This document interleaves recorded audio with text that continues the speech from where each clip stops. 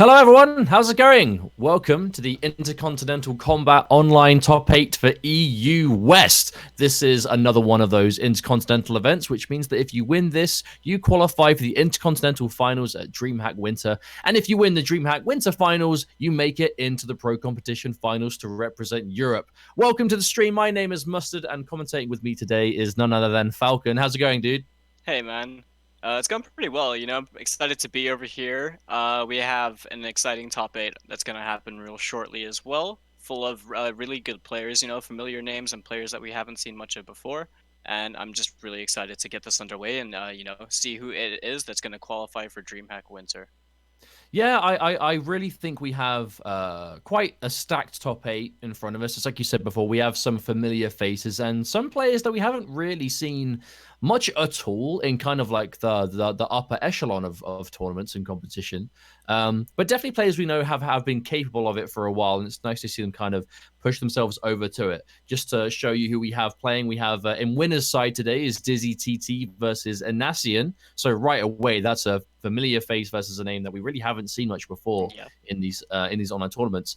And then following that will be the run back of last week's pro competition online grand finals between VideoGamezYo and Asodimazze. That's going to be one that I think we're all looking forward to seeing. And then down in the loser side, we have Stuntman Mike versus that pro stunner, and Juicy Joe versus Ort. So loser side is, I think, it'd be a bit more unpredictable. I think they're definitely names that we haven't seen really, again, make it to the further stages of competition, but we know that they are solid players, and it's not a surprise to see them here, but it is definitely the first time we've seen it for a few of them.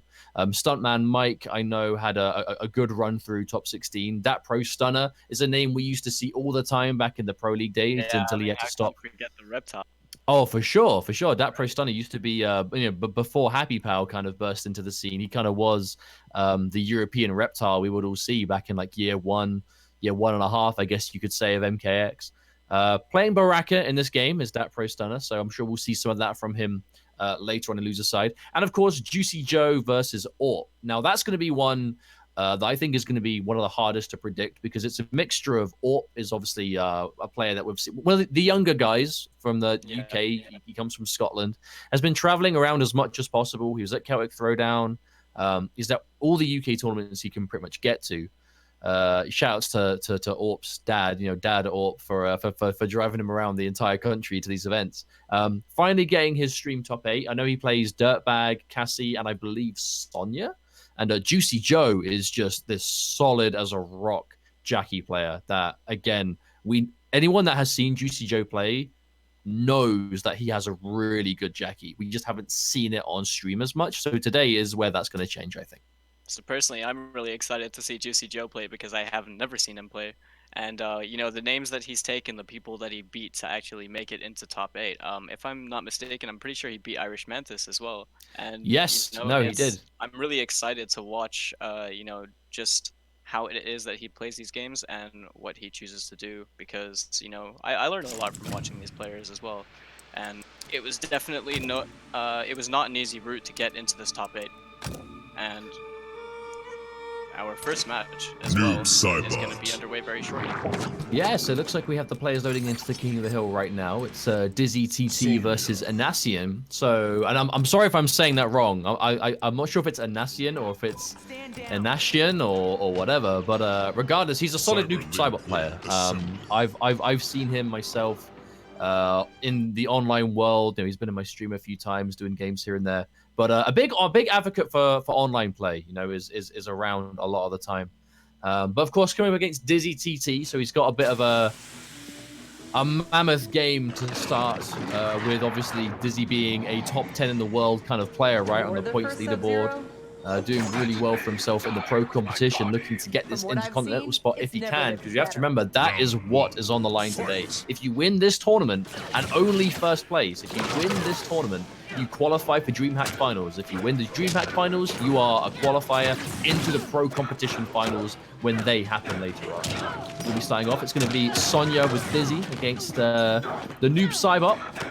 We did see an early breakaway as well on Dizzy's part, no defensive meters, and Dizzy likes to play very zone heavy, doesn't he? He likes to basically spam you with projectiles. He likes to keep his full screen game, but against Noob Saibot, is that really the wisest thing to do?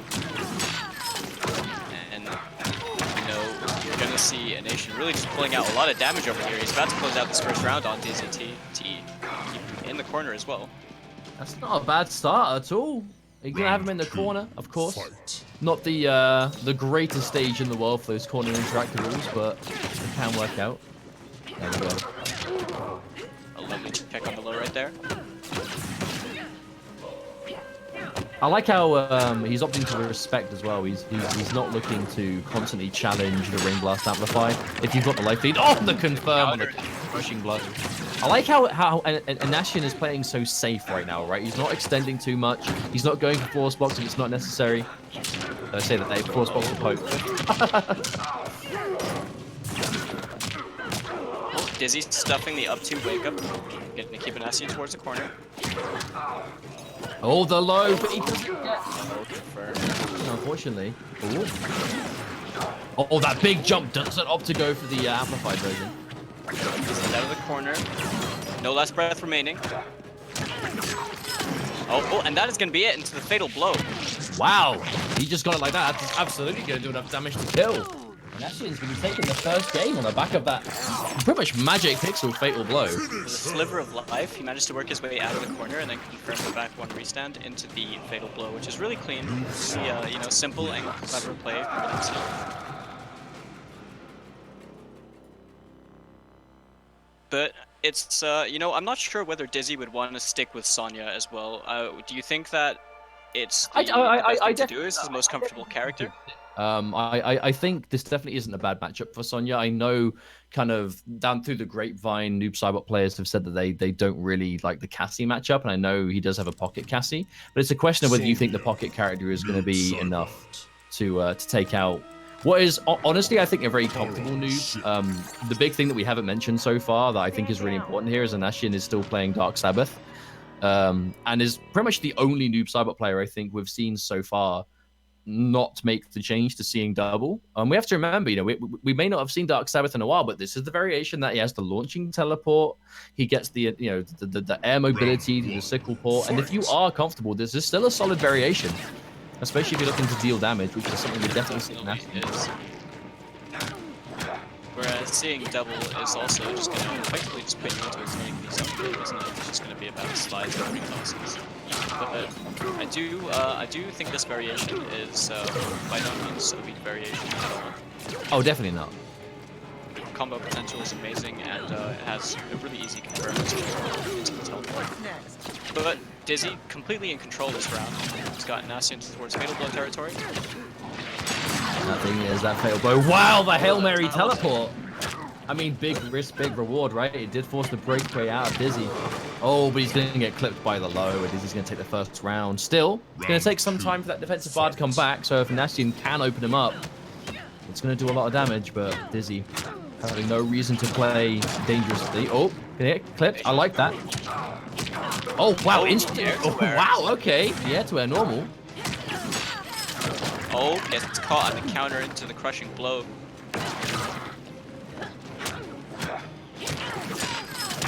Oh, counter hit again. He's not going to spend the on the teleport, but it doesn't even matter. He's going to close out the round with a very clean confirm. Almost 300 damage, tying rounds up 1-1.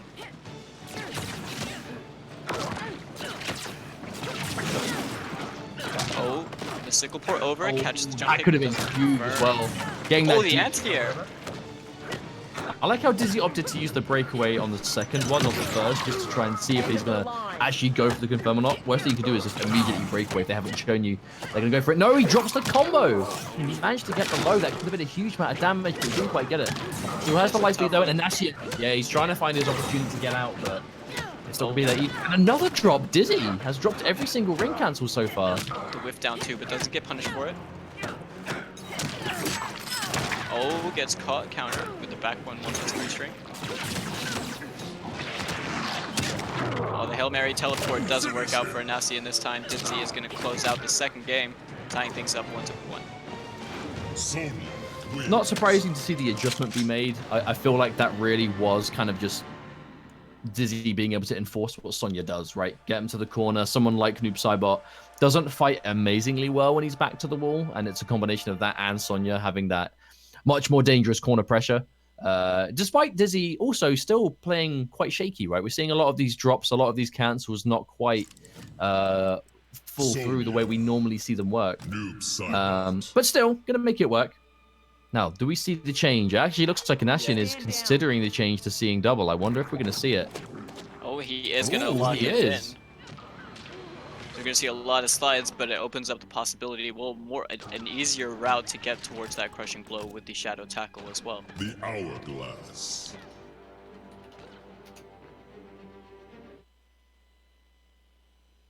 But now, Dizzy dropping... Sorry. That's all right. Don't worry. I was just about to talk about how knowing that this matchup is going to change somewhat thanks to seeing double. But the big thing here, he's going to miss out on the traditional damage, but he's going to compete with the full screen game a lot better, right? Even right there, we're seeing a straight up trade with the amplified rings, and one of the slides was almost even. Not in terms of damage per se, but you know, it's what the slide gives to Saibot. It's a really good knockdown. It's progress towards that crushing blow. Another Hail Mary teleport. This time going to get blocked though, and he puts himself in the corner. That is really unfortunate. And there we go. This time. No drops to be found, Sunny Jim, and that's going to be a clean round one. On the back of that, that seemed to completely fall apart. The second Anasian accidentally kind of put himself in the corner there. We said before about the risk reward, right? Doing those kind of Hail Mary teleports in Dark Sabbath, your reward is like a 300 damage combo.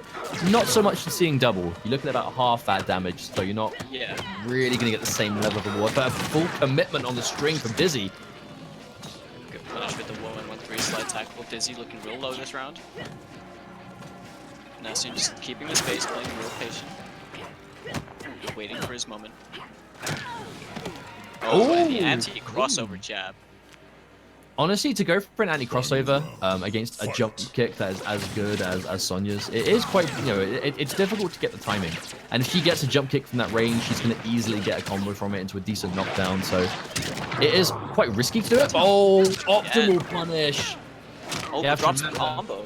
Any of those special moves that count as highs, even if you block them, you can get the down 2 crushing blow. And Dizzy with the knowledge, it's going to take a huge amount of damage. And it's just as you said right there, but the fatal blow is going to connect. It's the only thing he can do to really buy himself some time and some room to figure out how he can play this, but it's going to look real bleak for him as Sonya just has the power to throw, inner strings at you from the other side of the screen, but it's not even going to matter. The jump back air to air into the clean round ender, and Dizzy is going to take that 2-1. Really, I feel like this is starting to slip away a bit from Anasian. I feel like in game 1, Dizzy was getting caught out by... I don't want to say stuff he shouldn't be getting hit by, because I know it's, Anasian definitely isn't playing with gimmicks, right? This is just solid Noob Saibot play. Yeah, it's just risky. But yeah, it's mainly I feel like Dizzy's kind of just real composure, in the sense that it's not him just hitting overhead or lows or that's it. I feel like it's just playing a lot calmer over time, in terms of he's not committing to the unsafe 50-50s as much, and it's mainly the fact that I think he's just slowing it down. He doesn't want to stick out buttons. He's not falling for these kind of like neutral teleports that we're seeing hit in the first game. But I feel like now the ball is in Anasian's court to realize, okay, well, this isn't working anymore. Now I have to kind of change up. I feel like he really has to slow it down in kind. I feel like it's very easy to fight against a Sonya and kind of see, okay, right, I'm against Sonya. She's going to be up in my grill. She's going to be looking to mix it up all the time. When in reality, especially a player like Dizzy, I would say out of all the Sonya players out there, Dizzy is by far the one most willing to sit there and throw projectiles all game if it's going to work, right? Yeah. So if you're going to be really aggressive and really, playing too fast against that kind of style of Sonya, you are just going to walk into ring blast. You're going to jump at times, you'll get out of the air. You're going to find yourself feeling like you have to take these risks, like going for the teleport or forward dashes at times you maybe shouldn't. And really that is just going to play into his hands. Yeah, no, for sure. Yeah, because I feel like it's doing it to counter a play style that Dizzy isn't doing. And I think, again, it comes down to you see Sonya, and as a player, you'll think, right, rush down, combos, that's what they're going to look for. But that just isn't the way that Dizzy plays. and Asodimazze is getting caught out from it so far. It looks like the match has started, but we aren't. We're looking at health bars right now for full transparency. Well, okay, so who's winning right now? Anasian has about 55% health, and Dizzy has 30. So, it's really hard to tell because there's two characters that could delete from either side. Shouts to the health bars. Changing very drastically, very quickly. Oh, that was a down 2. We just saw 14% go in one go. That was definitely a down 2. 1000%. Down 3. And Nasian is on Magic Pixel. I can't see the meters go either. Oh, and Nasian loses the round. Dizzy on match point now. I believe our spectator has gone to the main menu to lower the health bars, but now we've gone back into the lobby. There's obviously... you can't spectate a match in progress. You have to go in between. So unfortunately, we're not going to be seeing the rest of this one. But have the health bars gone back up yet? I haven't actually spectated a game in this style in quite some time. Or was that the last round?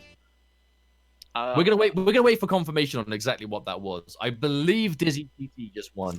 Okay, so Dizzy won. Okay, so Dizzy won 3-1. I'm really sorry we couldn't get that game. We are having a couple of production issues right now that we're trying to sort out as we go through. But it did unfortunately mean that we missed that last game. So I'm sorry about that. But looks like Dizzy did win 3-1. So Dizzy's going to be taking that first one, secure himself winners finals. I feel like that's not a hugely surprising result. Dizzy was definitely beginning to run away with that. Yeah. After losing that first game, he did kind of like something clicked. He's like, right, hang on a minute, what am I doing? Yeah, and then he flipped the switch on. Yeah. In Dizzy style, though, right? I feel like it's a combination of his experience. He's obviously been around in tournaments for a long time in this game, which I find it weird saying for someone that young. Like, Dizzy had his 18th birthday like a couple of days ago. Yeah, and he's it wasn't already too long ago. Yeah, he's already like flown around the world, God knows how many times for various tournaments here and there. With consistently high placing results as well.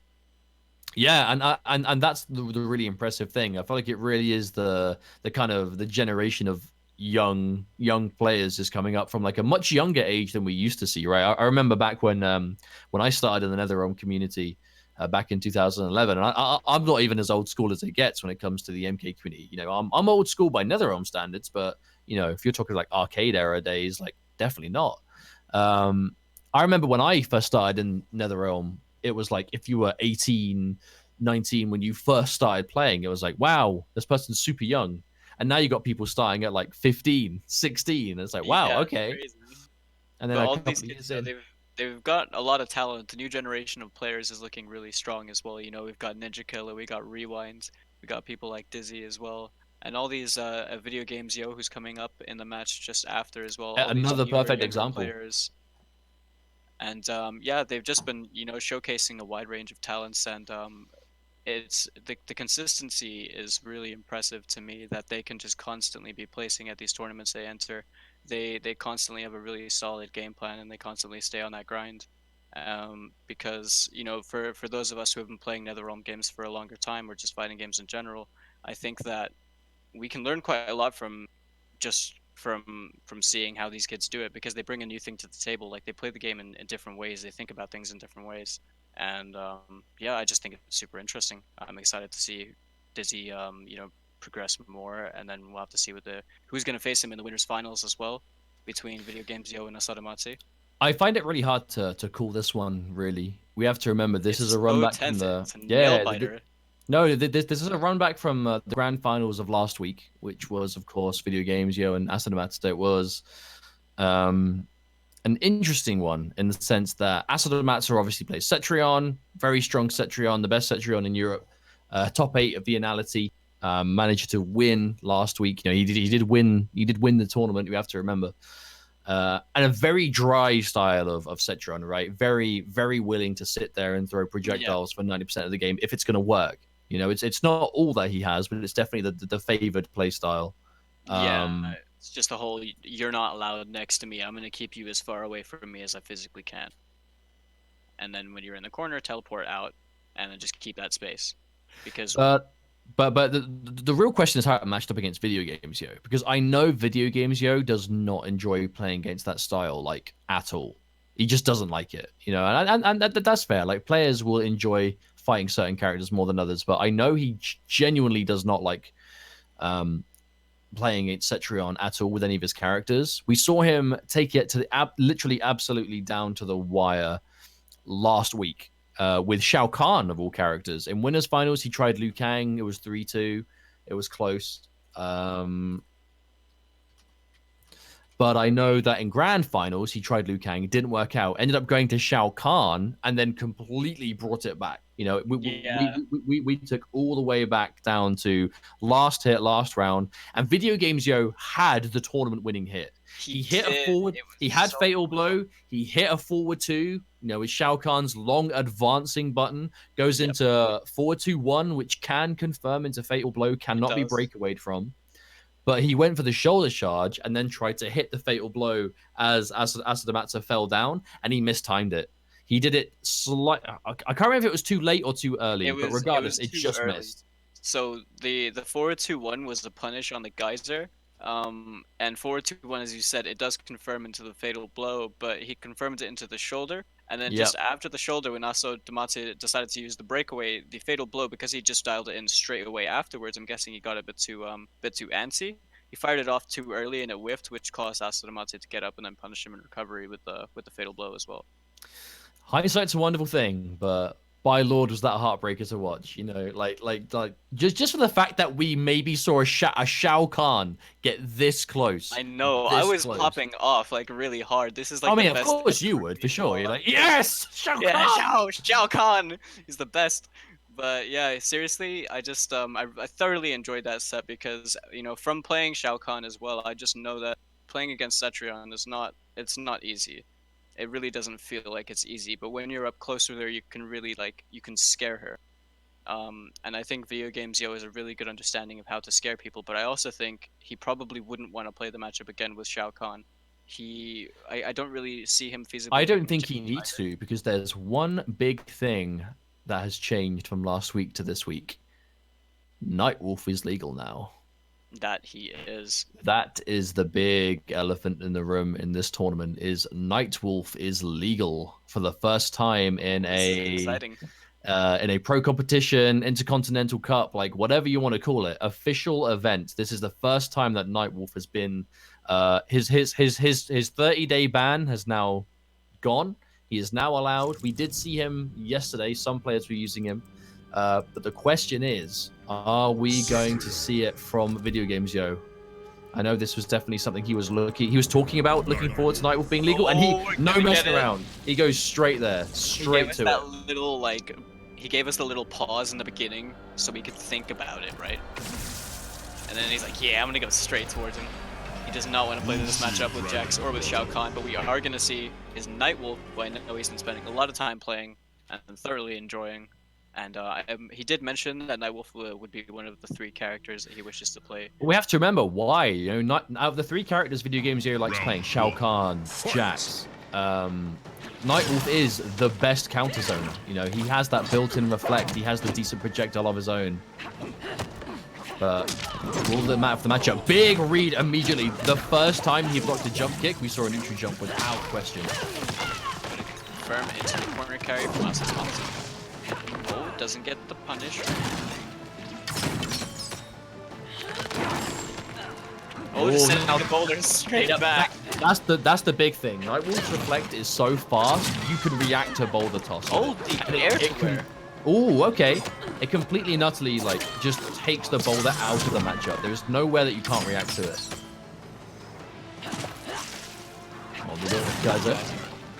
Now, Nightwolf shoulder charge. You know, VideoGamezYo is going to have months of experience, looking for opportunities to get the Shao Kahn shoulder. I imagine the Nightwolf shoulder works in exactly the same situations.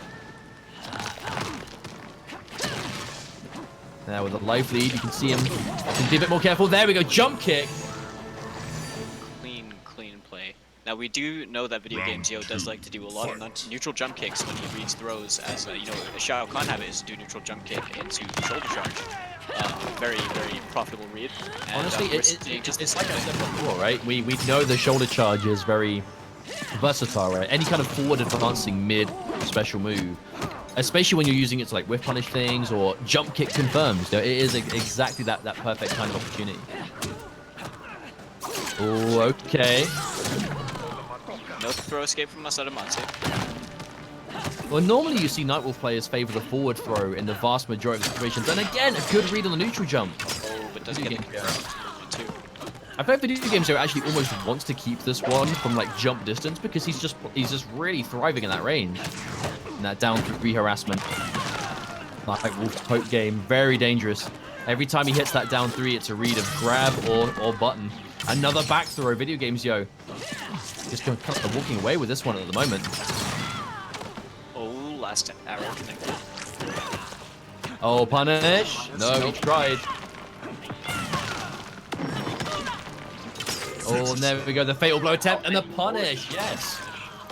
Straight up punish with the arrow too. Like that was just I feel like some of like the slowest we've seen VideoGamezYo play, but that's exactly why Nightwolf is the character he wanted in his team. This is the crucial piece of the puzzle that was his character choices that he just didn't have filled, right? He didn't have a character that could hard counter zone. He didn't have a character that could hard slow it down and play from that range and not have to worry about losing it at any point, you know? Like, Nightwolf just, he competes so well from the range that Cetron wants to get her game started, and the range that you know, VideoGamezYo doesn't like playing with the Jax or Shao Kahn. This character choice has been really helpful, I think. Yeah, definitely. And, you know, I would like to give a little shout-outs to VideoGamezYo as well for repping his other 2 characters in his player card, as well as we can see over there. I mean, they've got to be involved somehow, right? He's got to have them some way. Before, he just had it saying Nightwolf with Shao Kahn's victory. And, but yeah, you know, I was interested to see whether VideoGamezYo would actually would have picked the second variation because of the teleport that you get from the reflect, but it doesn't seem like he needs it. So this variation just sort of plays that game that he, as you were talking about earlier, just wants to honestly play. Like, so Ancestral Gift is strong, but Matoka Warrior just brings everything you could need, especially in a matchup like this, right? Like we're seeing now.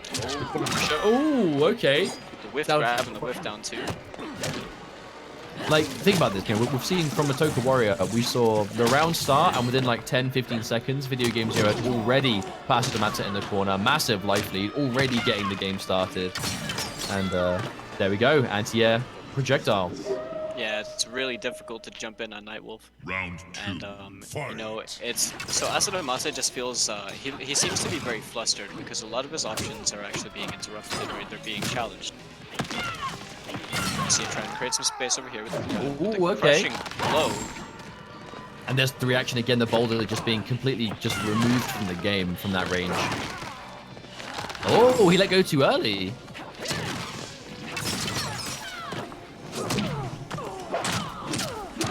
Oh, skip ahead. Oh, a dropped combo. And again, another whiff on the uppercut. Oh, the clean spacing of 1-1-1 punish. Gets the link as well with the down 1. And then a clean whiffed air normal into the forward throw. Oh, dearie me. Great Spirit has spoken. That brutality is just gross. It reminds me of oh. Negan. You know what? I get it. Oh, still though, that's kind of messed up. I feel like throw brutalities are some of the best because they always seem to be like the default one. So you're guaranteed to see them, especially character like Nightwolf. Like, we haven't even touched on his throw game because we haven't really had a chance to see it as kind of like, you know, plainly black and white as we maybe thought. But Nightwolf's throw game is one of the, honestly, I think one of the best in the game. Where his front, he has crushing blows on both throws. His front throw gives him a ludicrous amount of advantage, and his back throw sends full screen.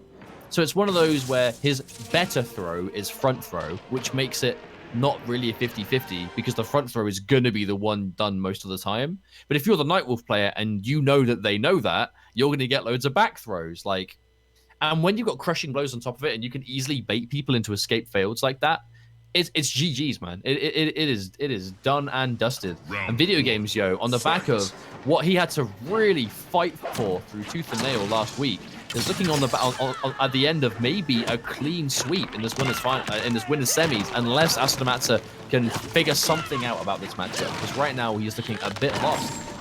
Yeah, Asodimazze is going to have to play out his mind and just change things up if he wants to actually get past the games from Yo right now. He looks like he's able to win this set, as his Nightwolf is really just steamrolling. See a clean... And it's the corner carry. He started that combo with almost like with his back to the wall. We ended up here. Quite even on health though. Oh, and there's a big jump kick. Still ready with your actions though.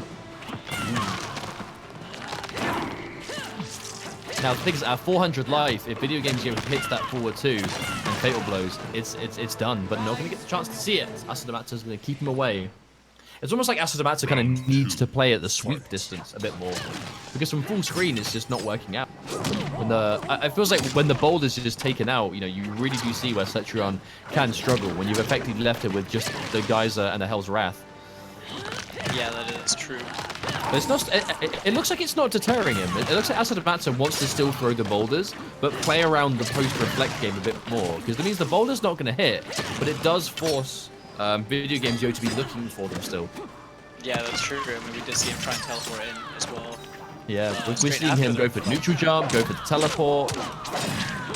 Uh-oh. Gets killed by the overhead. We're going to see a lot of corner carry from over here. Shoulder giving you really good Oki into the back throw, which is going to send Asodimazze into screen. Both players with fatal blow as well. Oh, and a clean jump. kick, but doesn't confirm. And he is going to get the punish with the shoulder. Amplifies it, but doesn't get the kill. Asodimazze is going to get that fatal blow back any second now. There it is. Ooh, but okay, the arrow. I'm actually going to say, we're not really seeing VideoGamezYo shoot as many arrows back as we've seen prior. It looks like in this game, he's actually quite content to kind of just sit there and play the reactive game. Whereas before, we'd see him kind of almost like go for trades with the arrows a lot more. But I guess it's much easier to do that if you have the life lead, and that's kind of what's been holding him back so far. He hasn't really spent much of this match at all with the life lead. Oh, we got the standing 4 instead of the back forwards 4 over there with the shoulder position from Geyser.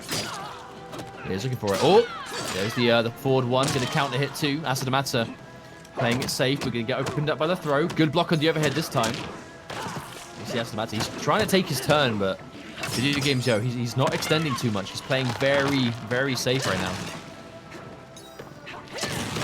He's just gradually closing the space and really just making you, you know, he's making Asodimazze just walk himself into the corner, and then he's going to just have to teleport his way out, spending his defensive bars. So every time VideoGamezYo will get a touch at that point as well. It's basically an unbreakable combo. Now, this is perfect situation for Asodimazze. He has no reason to go in right now. He is looking to chip down. Wait, hang on a minute. Right as I say that, he moves in. He heard you. He just wants to go in. He wants to close out the round. He's hungry for it. I mean, thing is, even if he wants to go in, he does have a huge life lead, right? And only 20 seconds left. Yeah, there we go. That was just going to get harder and harder for VideoGamezYo to make that comeback. And Asodimazze played it really well at the end there. You know, time was on his side. He had a huge lead. And chipped was all he needs. But yeah, I mean, I agree about going in that situation. I think he just wanted to kind of see if the jump kick connected or something, or just kind of catch one of those stray hits, which would have just closed out the game, so he could just take his breather. But rushing in that situation, probably not the best idea. Well, the thing is, like, Nightwolf isn't known for huge kind of traditional damage. Like, he's looking at about 300 for a bar mid-screen, which definitely isn't bad, you know, definitely isn't bad damage. But he gets, you know, decent damage in the corner, but if he has Fatal Blow, that's where he gets scary. Nightwolf has a lot of avenues to get his Fatal Blow, you know, be it something that can beat breakaways, get it off the forward 2, which does like 400 damage. When he has that Fatal Blow, that's where it gets quite dangerous. But when he's that low in health, that's when Asodimazze looks like he wants to kind of sit away and not deal with it. So I think Asodimazze is beginning to figure this out as we get through. The question is, will video games be able to make the adjustment? And we do. We get the stagger game coming through. And one combo and corner pressure instantly, just like that. Madness.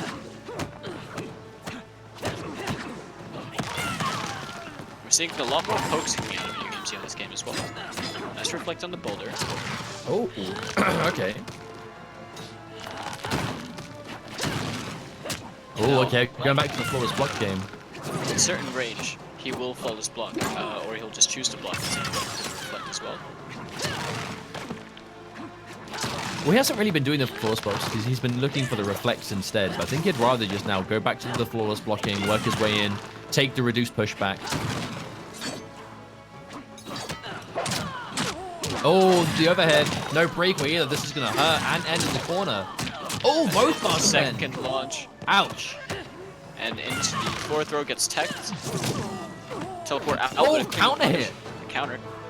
I thought that was a punish, but no, it was counter. Is avoided. Yeah, Asodimazze. He must have expected that way out, but VideoGamezYo was ready. Oh wow, just raw shoulder into the overhead again. Asodimazze getting caught. He's not reacting to it. It is reactable, but it's kind of tough. Second you're looking to react to forward two is when Nightwolf starts dashing in with those down threes, harassing. What a pickup!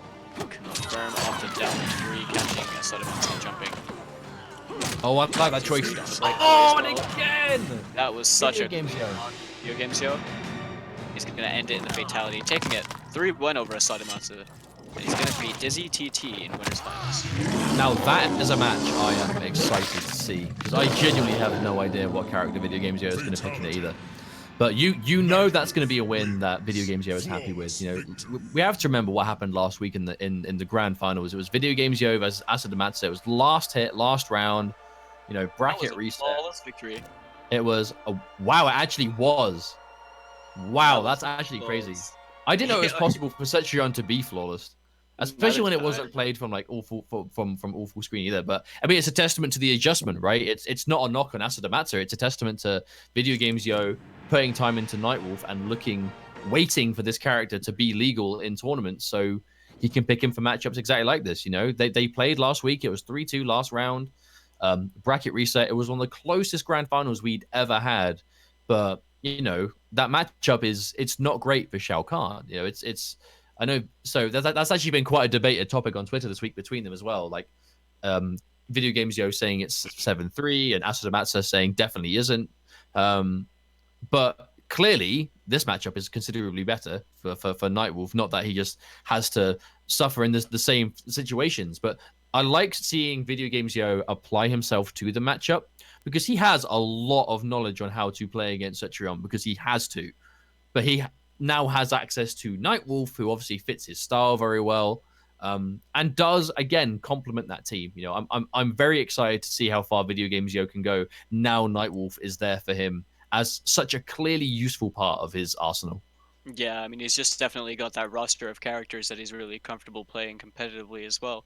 And, you know, with Nightwolf being tournament legal, I expect to see him do a lot of damage, really, going forwards. This character seems to really fit that kind of playstyle that he has. This very patient, poke heavy, and really, like, up-in-your-face playstyle that's centric around, you know, making you... It's kind of like a strike-throw game, really, isn't it? He's making you think he's either going to hit you with buttons, or he's going to make you eat pokes, or he's going to keep throwing you. It's like Shao Kahn with a mid, you know, like Shao Kahn with the mids like the ones that Nightwolf has, right? I know Shao Kahn has the forward three, but it's not quite the same as what Nightwolf can do. Shao Kahn with a reflect and Shao Kahn with a better mid, pretty much. Yeah, but I like think it. The projectile does a lot as well for Nightwolf. The arrows are very reliable because of the hitbox on them and because of the amplified one. You at least have just the one mid arrow in there, whereas Shao Kahn's javelin can be like low profiled from about half screen and closer. Yeah, it's definitely a change up on the style he's used to playing, but it still works, right? He still gets to kind of put that VideoGamezYo stamp on that we know is very, very basic, right? Again, like, there are a number of players that do this, and VideoGamezYo is definitely one of them that kind of strip away the fluff. You know, the amount of moves that Nightwolf has. How many did we see in there? We saw like standing 1, down 3, forward 1, forward 2. That's about it, really, in terms of like normals, right? Like, yeah, he really doesn't use many of the moves. He just limits himself to a few really good normals, and then he just keeps using those. He just changes the cycle. Yeah, it's classic like quality over quantity, right? Like you can learn every single move your character has and just use them for the hell of it. But I would take a player that knows everything about the handful of moves they have that they use over someone that knows the entire move list but doesn't use the right moves at the right time any day. Like 1000%. I think that's hands down the better thing. But our next match as we move down into the losers bracket is going to be Stuntman Mike versus that Pro Stunner. So two more really unknown players. To see this. No, this is going to be interesting. It's going to be two more unknown players to those of you out there that may have only tuned in for competitive MK, kind of MK11 onwards. But Stuntman Mike is like an online player we've seen in various online tournaments through the years. He's always entering there. He hasn't always really managed to get really far in tournaments, but doing well for himself this weekend, clearly. And that Pro Stunner is a player that we have not seen on a stream in a long time in Europe. Yeah, for sure. We haven't seen him in quite a while, but you know, both these players also beating really good players as well to make it into this top 8. That Pro Stunner taking it over Boki from Austria, and we have Stuntman Mike who took it over Zoro as well from the UK. And you know, I'm really excited to see how Pro Stunner plays this game itself. And now I'm also excited to see how Stuntman Mike plays because I've never seen him play before. But with Pro Stunner, I'm interested to see if anything that he did with Reptile actually translates over to how he plays Baraka, because I'm just thinking about their down threes being very similar, and I just wonder if he's honestly, I'm kind of hoping he has some really spiky stuff, because I've really enjoyed watching his Reptile to a degree that I kept watching it and trying to replicate the combos, and I kind of want to see some really cool Baraka stuff as well. Well, Baraka does have some tricky optimals, but they are really hard. Like the big one you see Baraka kind of a lot of players don't go for is the launch, the gutted launch into the forward 4 into forward 2-1 is so tight. But it does a lot more damage, right? You look like a clean, like, doing online though, is it? Yeah, exactly. But the question is, will Pro Stunner go for it? As it's going to be Reborn Scorpion from Stuntman Mike. Oh, okay. Now we're seeing already Pro Stunner really trying to harass with that 1-1 game. Okay, tucking the spear. Ooh. Now that 1-1 from Baraka, so good. Both players have been really patient, but Stuntman Mike finding an opening with the back and forth, confirming into a full combo, 293 damage. Oh, wow. But no crushing blow. That would have been, I bet maybe he just didn't want to go for the crushing blow because there was a breakaway ready for Stuntman Mike. Oh, okay. Let's go a block. Oh. Oh, no punish. He went for optimal though as well. Now, did Pro Stunner duck that? I wonder if that was an intentional duck or if he, it just went straight over him, so I wasn't sure if it was because he was crouched. I think he was just looking for any poke into Chop Chop for the chip, because from that health it would have worked on hit or block. Ooh, what a whiff punish. Straight into the guide on the forward 4. Decent damage for what that was. And the throw 2. That Pro Stunner is all over Stuntman Mike. He really is. This Baraka just shutting down Stuntman Mike's entire game plan. The down 1 poked out of the teleport, but a nice throw take again from Stuntman Mike. Ooh, nice pick up on the jump kick. Another throw coming through. Pro Stunner, he has a massive life lead. He doesn't really have does. to make. He doesn't have to do anything here. He can afford to sit and wait. I mean, it's Reborn Scorpion. What's he going to do from full screen? He goes for the teleport. You can down 1 him out of it. Oh, okay. We're going to see the teleport cancel into throw anyway. But if you're going to try and throw him to death, you're going to have to get a lot of these if he's going to even it out. You really are, but time is also in your favor. And you do have, Stuntman Mike does have access to the Fatal Blow as well. He's low health, but the whiffed interactable. Oh, and another attempt. Oh, there's the There's another attempt to punish the Chop Chop. I mean, going for that standing. I mean, standing 3, right? Was it standing 3 or standing 4 he's going for? I believe it's standing. Okay, well, he's going for like an optimal punish. Because that standing 4 into teleport is a big damage opener, but unfortunately 2 for 2 now, it's just not going to work out. And because he commits to it, because he thinks it's a punish, you're then making yourself punishable because you tried to punish, and against someone like Baraka, who's going to be doing 350 plus for that standing punish, that is dangerous times. Yeah, I mean, it's a punish, but you're also leaving yourself punishable. It's probably just not worth doing, really. You ever tried to punish something, but then got punished? Because you got punished for the punish, It's like the vicious cycle. I mean, I definitely respect him going for it, though, because Chop Chop is one of those weird moves that it is hard to punish because the Baraka player can decide to end it at multiple different times. But yeah, if you really read the one that they're going to go for and you try and punish at the perfect time, I mean, if we saw that standing 4 hit, it was going to be a massive amount of damage coming through. But unfortunately, it wasn't meant to be. But that's only 1 game down, of course, and it's 3 out of 5. It's flawless block hit on the first the string 4-3-4, but doesn't get it on the second. Pro Stunner forcing the breakaway from Stuntman Mike, but the down 2 crushing blow. That wasn't a reaction. That was just a straight up get off blow. the ground with an uppercut. This is just aggressive mode coming out from Stuntman Mike. Big damage now. Right there, but he has no bars whatsoever. No defensive, no offensive. Nice throw attack.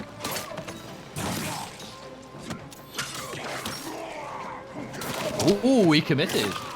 Uh-oh. This is actually really bad. Pro Stunner has that fatal blow, and there's no defensive bar there. But the man Mike, oh, the neutral jump, but he gets opened up anyway. Tries that, and yeah, the neutral jump, but those extended buttons of Baraka coming raining down and put a complete stop to the lead he had. Youch. That's unfortunate. Now, it was really smart of him to have calculated as well just how much damage he needed, so he could end it in the chop and not spend his fatal blow, because now he has that for this round should he need it. Oh, now he's going to cash out on the fatal blow. Haven't seen him use that yet. I like saving that for the... taking hard. Oh my goodness. That's like 10% unscaled.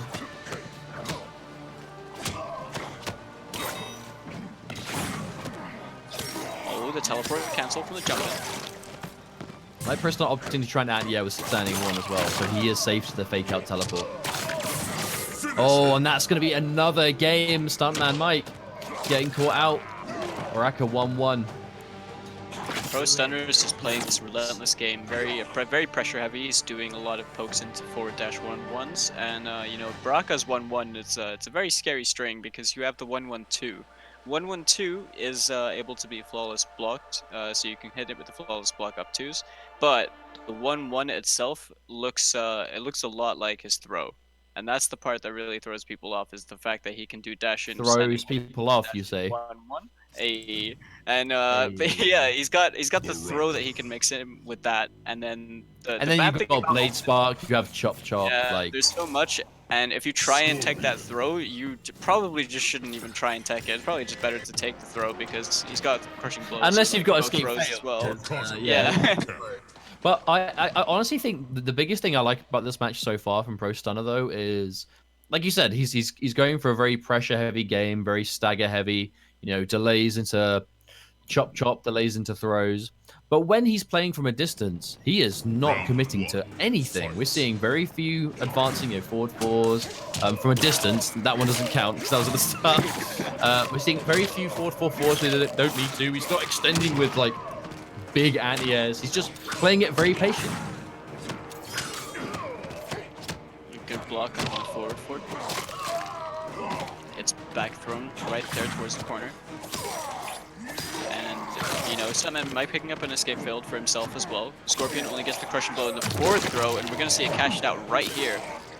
I agree with using that straight away. You know, Stuntman Mike has a 3-game comeback to make here. Wow! Another crushing blow. Back-to-back crushing blows again in this game. Stuntman Mike is playing with no fear right now. Pro Stunner, one hit will take this. Uh-oh. And I think that one is it. Stuntman Mike not even going to get the chance to break away. That might not do enough because he didn't do the standing forward. This is going to be close or just enough. I think it will do it. I think it will do it. I think it will do it. Yeah, there you go. It was just up by about 2%-ish. But yeah, you know, Pro Stunner. He did that on a read of the breakaway though, so you know, fortunately for Stuntman Mike, he does have those 2 defensive bars to actually use the breakaway in this round as well. Yeah, he definitely conceded that. I think it was best to not waste the breakaway, be match point down, and then have to wait for that defensive bar to come back. Ooh. Throw counter. That looked like it went on for a long time. That was a far-reaching throw. Tries to catch the crushing blow. I assume on the forward 3-4.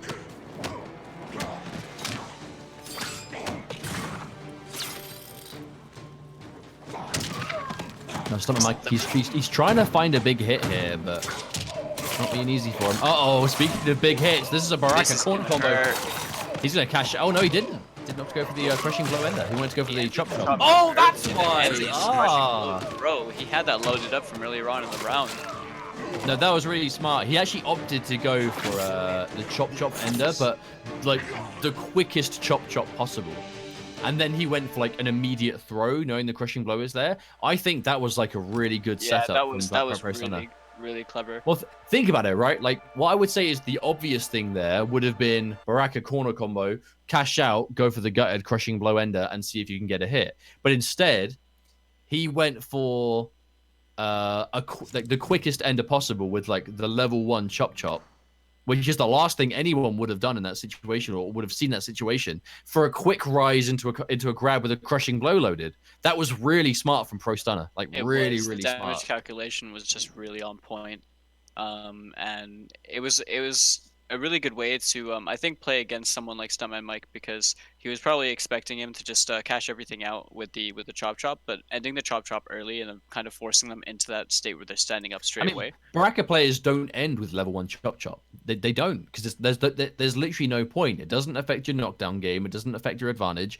It just gives you more damage to extend the chop chop, unless you deliberately end it early because you don't. You want to hit them with something quicker because they're expecting chop chop to finish, right? Again, it was really smart stuff coming out from Pro Stunner. So Pro Stunner is going to be facing off against Asodimazze in their next round match in loser's side. Oh. But we have one more round 1 game to get through, my friends. We have DizzyTT versus Orp from Scotland. So what do you think about this one then? Because it's probably going to be, I mean, DizzyTT plays Jackie. I don't think he plays anything else. I think he's just Jackie. Orp, on the other hand, seems to be quite unpredictable when it comes to characters. I think he plays a set amount of characters at a time, but who he's going to pick, I find it really hard to tell. Yeah, it's so against Jackie, right? I mean, I assume he's got a lot of experience playing against Jackie because, you know, a very good player from the Rusty, same right? area is Rusty Banana. Yeah, Rusty Banana is a Jackie player. On top of that, we have other players from the Glasgow area like Euphemism who also play Jackie Briggs. And so I think that experience-wise, he definitely, you know, has the experience, and then he would eventually just end up picking the character he felt would deal the best with Jackie. But I think Op is the kind of player to really consider the fact that he's in loser's bracket, so he could potentially even pick Kano, because Kano is a character that could potentially thrive quite a lot in a 1-2 environment if the other player just doesn't know how to play against Kano.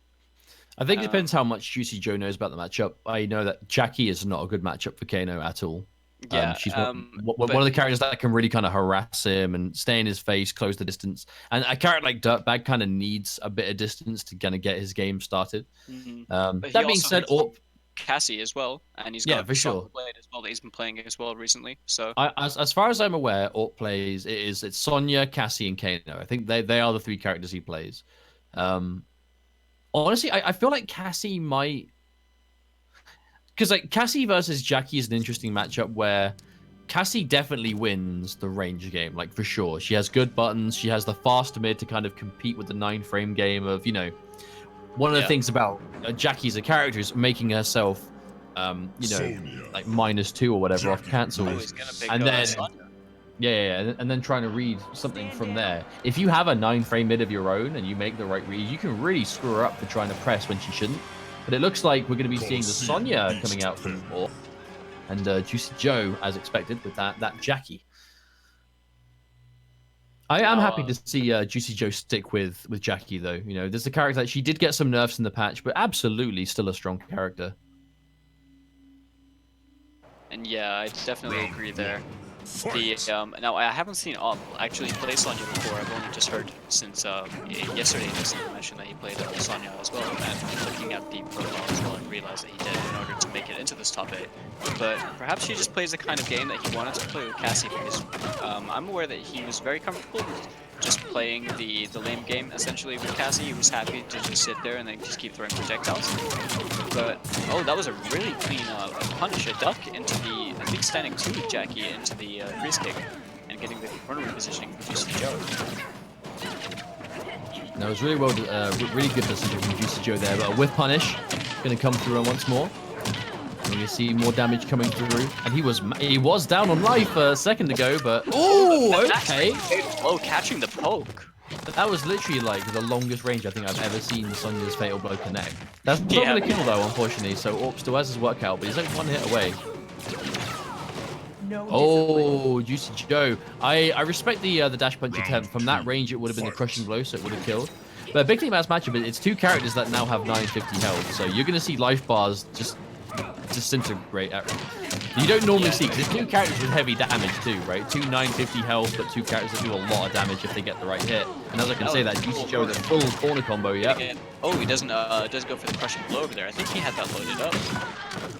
I don't think he's done the back-to-back the back suplex yet. Don't think he's done that one yet. I think he got the corner repositioning in the first opener that he thought. But regardless, if he has it ready to go, we're probably not going to see it for the next round now with the health. But it's, even if he gets the chance, but tries to get the punish, doesn't work out unfortunately. Oh, that could have been punished from Warp. Big jump over. Oh. Getting the knockdown. That no longer launches. Oh, and gets caught with the forward 3. Warp, he was trying to fight back. He was trying to bring it, but couldn't quite have the damage as before. Got a good knockdown off it, though, and the big thing for Orp is he's out of the corner. Oh. I guess he was out of the corner. But it's not quite there yet. Oh, the spacing! Up 2. Into the 3-3 crushing blow. Oh, that was gorgeous. He's gonna spend it here. He's gonna spend it. Oh my god! Oh my god! DizzyTT with a juicy 630 damage triple crushing blow. Oh, though, hang on a minute. This is Sonya. She has him in the corner. Uh-oh. Uh-oh. Great confirm from Op right there. No way. No way. Oh my god. What was that like? Okay, so you know what I said like a minute ago about these being two 950 health characters that have damage to melt each other? I give you the example. The perfect example. That was that life bar. Oh. What happened to both characters? I mean, if I were DizzyTT, I'd be salty. I'd be salty right now. Hitting that combo and then losing the round anyway.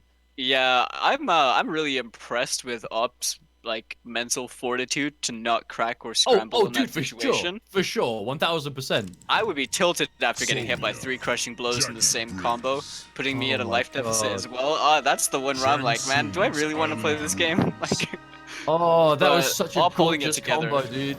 That was such a good, I mean, what was it? It was a crouch. No, it was a wake up 3-3. It was a 3-3 on wake up punish. It was a 3-3 because Orp had the audacity to do a wake up attack.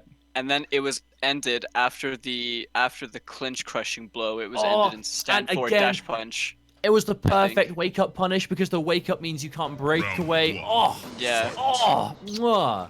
Beautiful, beautiful. And he still lost though. Oh, yeah. Just make composure from Orp, man. That was the sickest Jackie combo. For Orp to get up and then just lay on the pressure instantly, like that takes some guts, man. Applying a lot of pressure right now. Op Sonya is looking pretty good as well. Oh, for sure. He's really comfortable playing this character. I'm not sure how long he's actually been playing her for. I think he's always had her in the pocket. You have to remember, Orp had a huge character crisis in this game for the first month or two. He really did not know who to play. So I think he definitely kind of played a bit of everyone. But this round is looking all Orp. DizzyTT, no defensive bar right here and isn't even going to matter. Tries to get away, but the ring blast going to take that little bit of life down. Another life bar for Orp. There's definitely a rough situation for DizzyTT right there as well, because having to work your way in against Sonya is just going to keep throwing energy rings at you with that much health.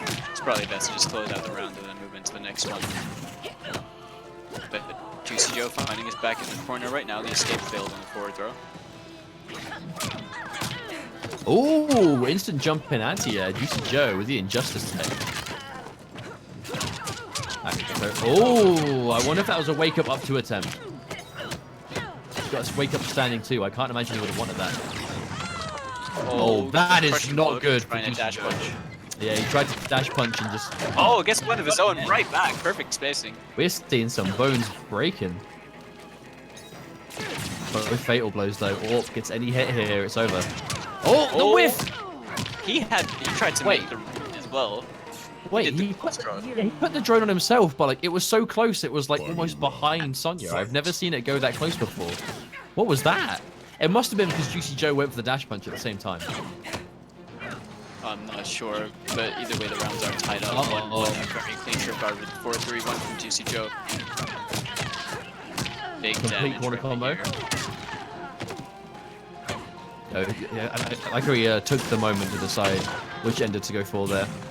So he can build towards the crushing blow, or he can keep the corner position. DizzyTT is getting opened up by just the standing 1 through 4 a lot by itself. Another hit here though. Didn't have the crushing blow loaded. No, I think in that situation, even if you don't have the crushing blow, and that's going to be it, more than enough damage. Even if you don't have the crushing blow in the situation, just taking the Yoki from like the close splat, it is really worth it for sure. And DizzyTT gonna take that to tie it up 1 apiece. Honestly, against 950 health characters, it's really weird looking at how much of a life bar it takes down. You know, because it's only 50 health. You wouldn't assume it's that much, but trust me, it makes a difference. especially when you're looking at like 140 throw in one big lump. Juicy Joe gonna bring it back. Happy to see it.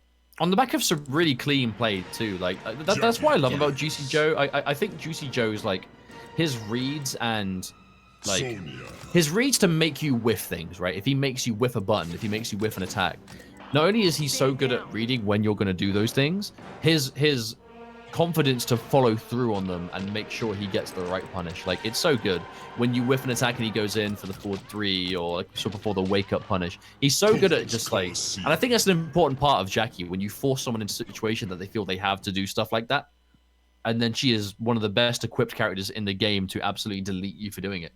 Yeah, definitely. Jackie's a very momentum-based character. I think she's a character that can really, like, you know, snowball very hard in games.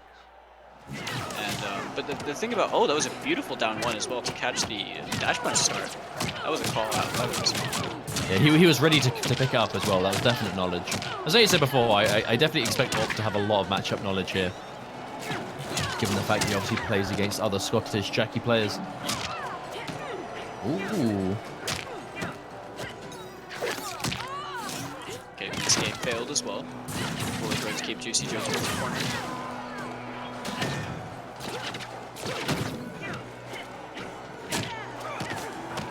Clean anti-air, but unfortunately drops the conversion. Oh, that micro duck. Oh, empty jump. Empty jump into a full whiff punish. Oh. Tries to down 2 because he knew the breakaway was going to come, but unfortunately doesn't catch it, but still manages to get the round. Juicy Joe just going for chip at that point. Didn't need anything else.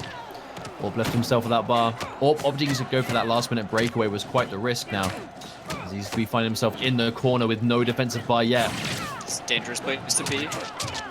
Oh, big whiff into a full jump in. Ouch. No breakaway here either, thanks to what happened before. It's a lot of damage. Triple knees as well, but the trade combos. Pick up. Oh, the low again. Oh, he ends it early.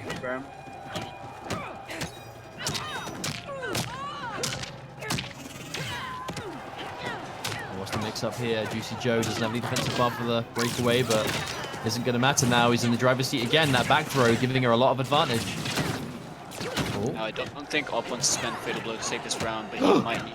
It's a very dangerous situation to be in when Jackie has hers. No, that's going to do it. That's enough damage.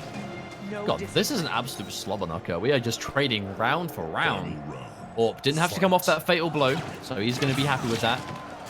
Oh, good anti-air. Clean rings. Just going for the zone again to keep Juicy Joe out of there. Doesn't want to deal with any of Jackie's. Oh, that was such a good read of the drop.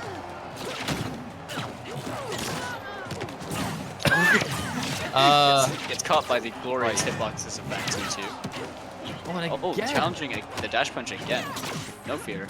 They're dangerous ranges too. Like the ranges that Juicy Joe is throwing out the dash punch. I mean, again, he's looking for the crushing blow. He wants the big damage to start the comeback, but Orp is just not letting it happen, and that's going to kill. Yeah. He dominated that entire round by trying to just make Juicy Joe want to come in, and those few times that he did hit the amplified energy rings, the few times that he did catch the dash punch, really just, you know, set things in motion for Orp to just control that round.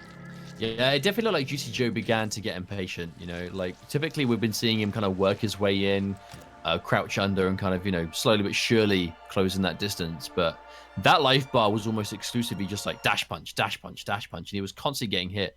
And I feel like the more he would get hit out of dash punch, the more he would want to go for it.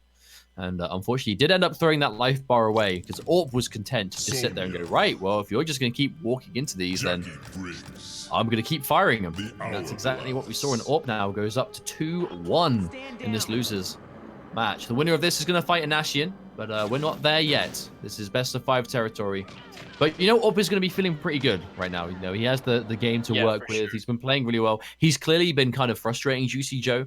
And he's going to know that. The question is, can he keep it going, or will Juicy Joe kind of had a breather in between and be like, right, you know, time to keep it slow and work my way in again? Because if Jackie gets in, you know, might take you a little time to get there, but if you do get in, boy, oh boy. then she can usually just stay there. I mean, you know, we usually see, we also see DizzyTT going for the back throws with Jackie, which keep them closer as well because the forward throw actually knocks them like 3/4 of the screen. She's another one of those rushdown characters that has a better throw for a rushdown, right? So it makes her throw game scary. But yeah, for sure. 1-1's coming out. DizzyTT just trying to keep the corner pressure. The micro duck punish.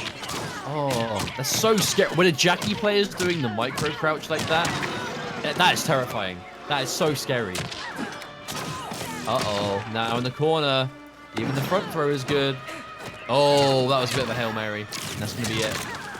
That was a really clean round from DizzyTT, just controlling Op, keeping him in the corner, and just making him hold all of the pressure that he's throwing out. I definitely pressing buttons against Jackie is tough as well. I feel like that just seems to be the kind of player that DizzyTT is, you know? Like, he does not like being from far away. He does not like being at a distance. If he can corner you, though, my God, does he just explode. Oh, the hold. Oh, we tried to punish it to roll. Kept it safe. Another micro duck. We're going to have to see Orp start going for some mids or pokes there instead. He's trying to take the frame advantage he has to go for highs, but DizzyTT, he's reading them. He's crouching just the active frames of Orp's high and just completely punishing him for them. It's very dangerous. Now here we go. This is playtime for Orp. Oh, he tried to anti-air, but a clean jump in. Fatal blow? No, he saves it. Oh my God. Fatal blow. Oh, you absolute madman. I love it. He fatal blow to take away like 2% of life because it was, I mean, it was armor, right? It's not about using the fatal blow. It's about using the armored properties to just get that hit. Because he knew that if he took a hit in that situation, the DizzyTT could just confirm it to fatal blow on his own. Oh, for sure. Guaranteed. That was definitely potentially waste a fatal blow to stay in the game, then die with it, you know. Oh, the low. Ooh, not bad damage. Oh, okay, this is huge. That is a big health lead already. Yeah, and from out of nowhere, right? Couple of bars, couple of confirms. Oh, there's a hang on a minute. Joe. Let's not say it's too soon. Oh, but each jump kick. Wow, DizzyTT. Yeah, that is unfortunate. He was trying. I think we're seeing a lot of like attempted anti-airs, attempted kind of like little movements in, but he just kept getting tagged. Yeah, that's true. It was really unfortunate because every time he gets tagged as well, it just sets him further back, and it's just even more of a mission to just start working your way in. But you know, I want to give a GG's to DizzyTT as well, and you know, for showing us such an amazing Jackie breaks combo as well. I was gonna say you're about to talk about the combo, right?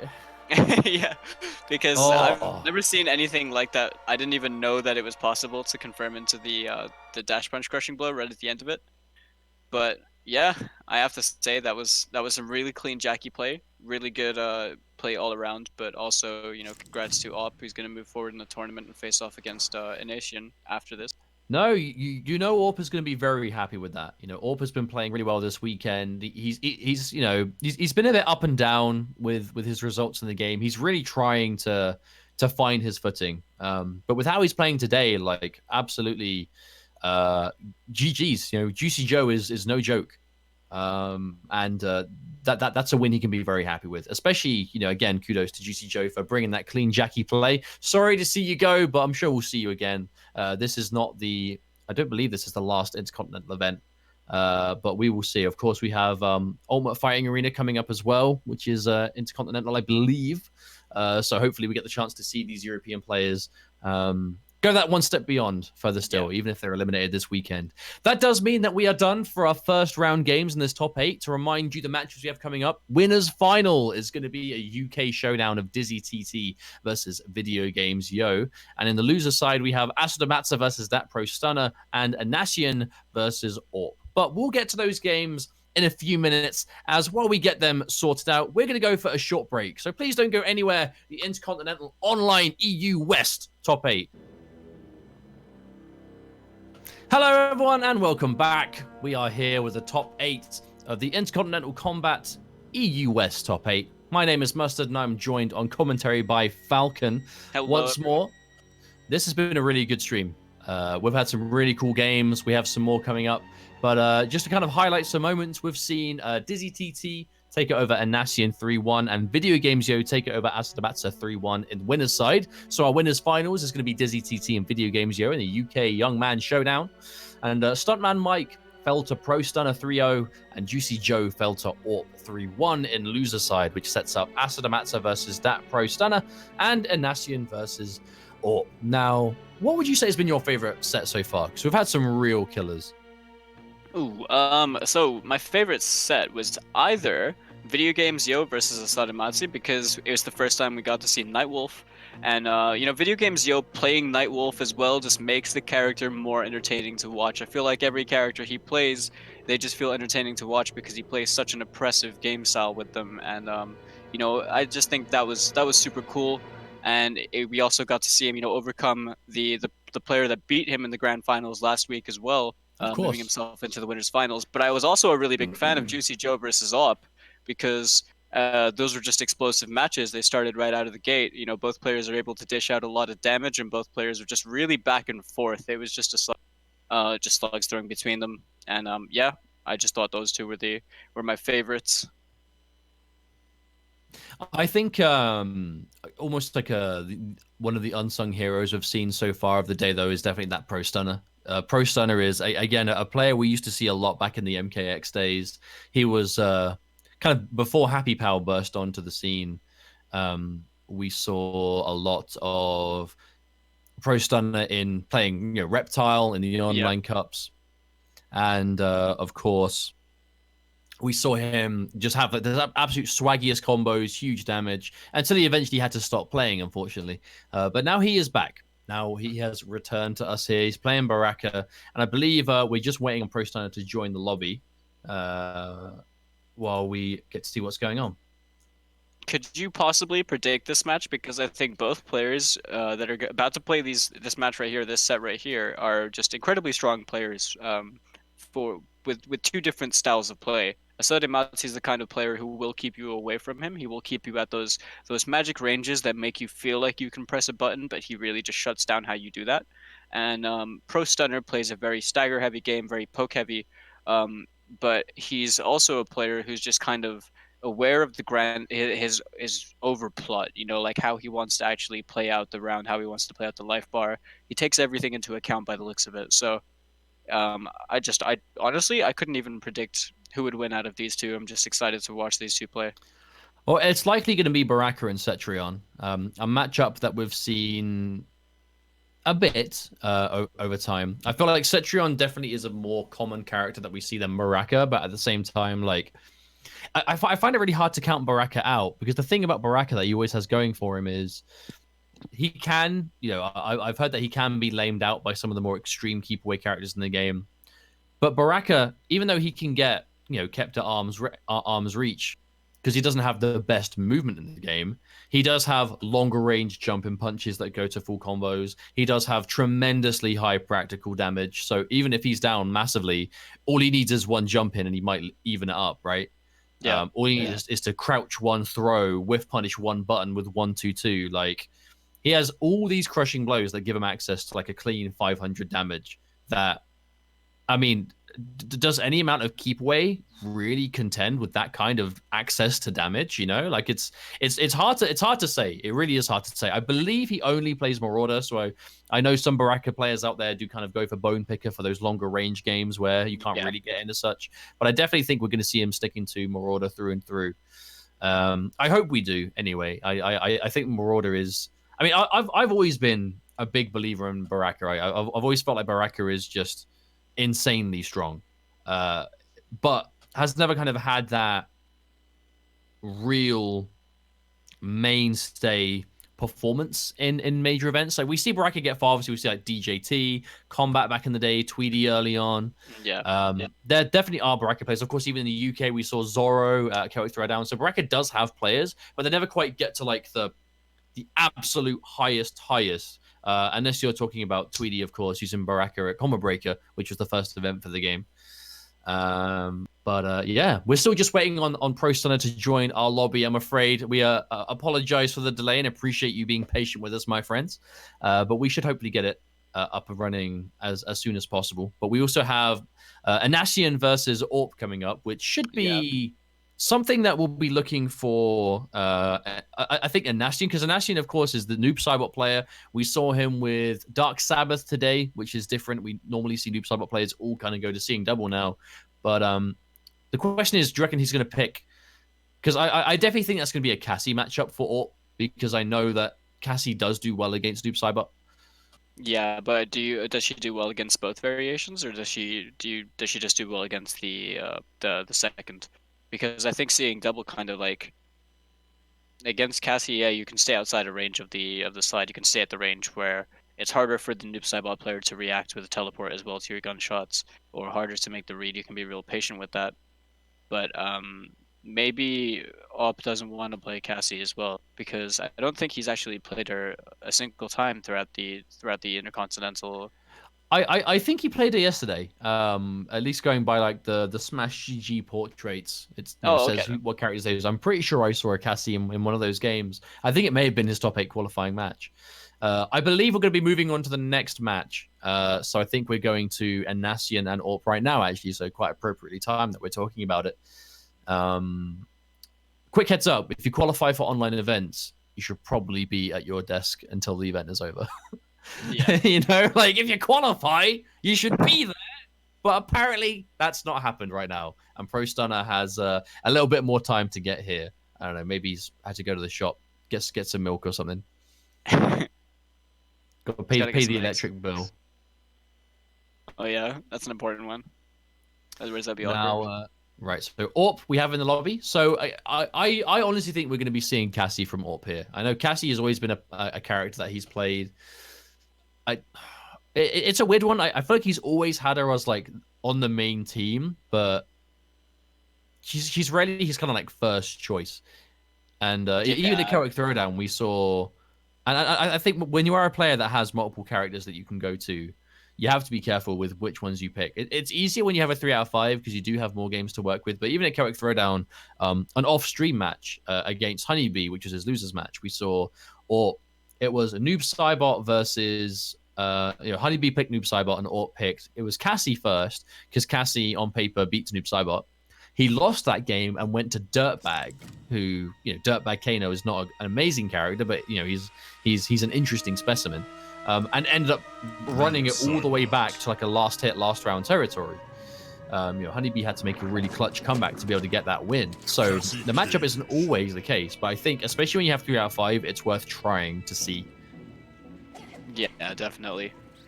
But it looks like he is contemplating the Cassie pick right now. I think there's no reason not to. Just stick to it. If you think if it works on paper, then just stick to it. Now, Op also has the luxury of being able to switch if he does lose this game as well.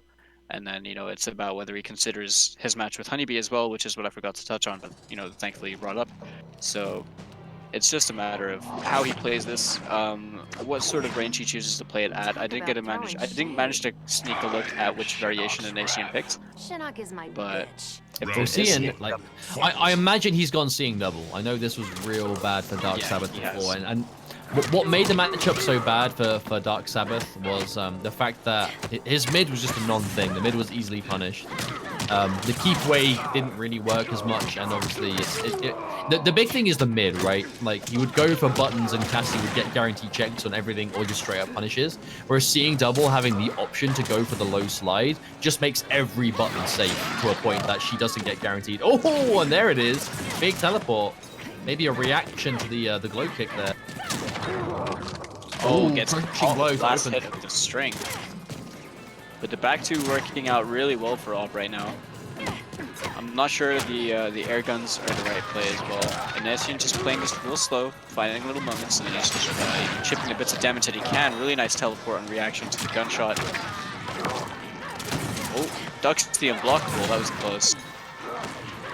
And then Op manages to break away before the second hit of the Shadow Slide as well, and then catches Anasian, I'm guessing, trying to anti-air the jump kick as well. That was a really well-timed jump from Op as well, though, right? Because if he decided to sit there and stay, he would have been chipped out by the low clone. Oh, true there it nice is. interruption right there with the forward 4. And I really like the side switch combos coming out from Up as well, just doing the dash hunter into the standing 1. Unfortunately, though, he committed too much and ended up cornering himself anyway. Tries to go for it again, drops it this time, unfortunately, but still gets the positioning. That's the big thing there.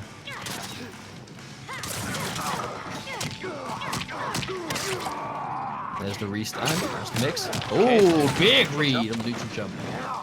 279 damage just like that.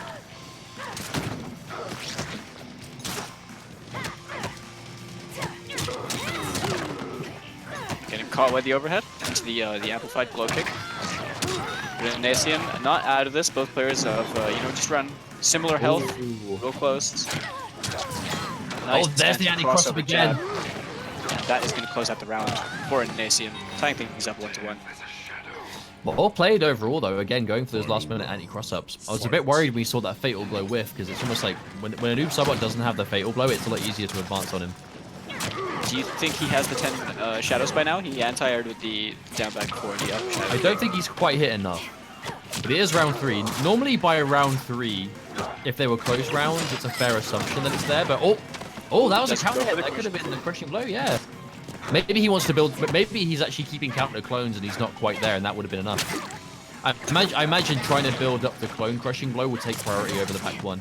I think he must have it by now. He's hit like 4 in the past few seconds, but right there, we're just seeing him react to the gunshot as well. Oh! I'm actually finding a use for Cassie Cage's Fatal Blow. Right there on Wake Up. Not dead, but real close to it. Oh, instant! That was I think such a he tried good to read do from it Orb. in their teleport as well. It looked like he was about to.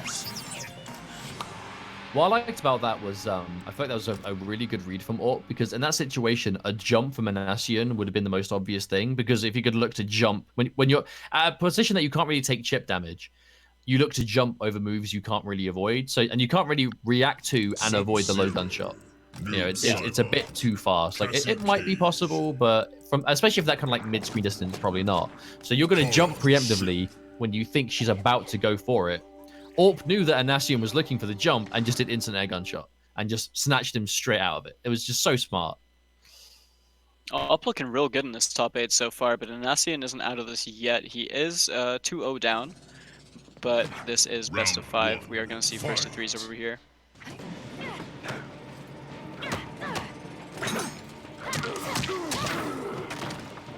Again, just using the back 2s early on, and just a lot of forward and backward movement from Op. Really just trying to get Anasian to press out, to press a button, commit to a back 1, commit to a down 3 or something like that, so we can look for the whiff punish as well. But a nice hit confirmed. We're going to see big damage coming out from Anasian right here. Ooh! Blockable, doesn't duck it that time. And that is going to hurt a lot. I feel like every time we see someone get hit by the Ghost Ball, they get hit straight after. Like it's like Trilogy all over again, and getting hit by the Ghost Ball means you can't block. But you can block. All it does is take away your bar. Heads up. Yeah, it's not like how it used to be, where it used to be that you couldn't block.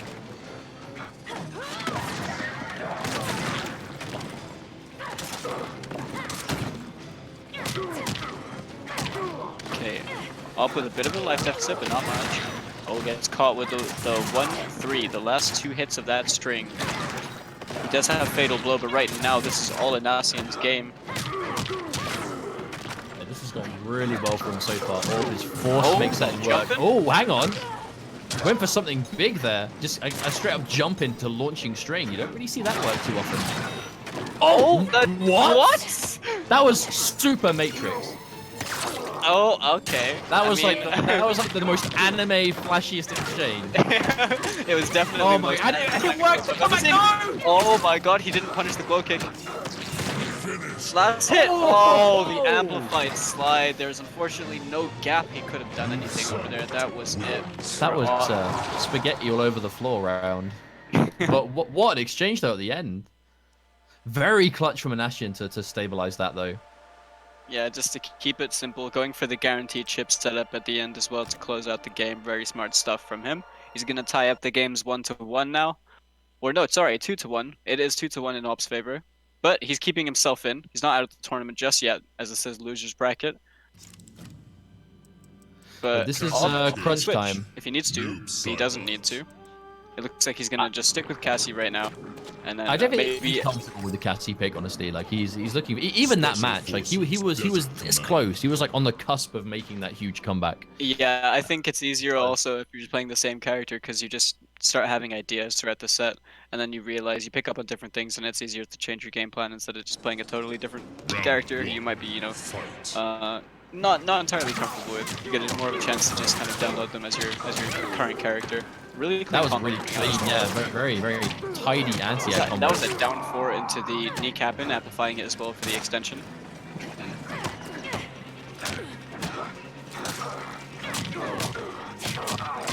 Oh, gets the pickup.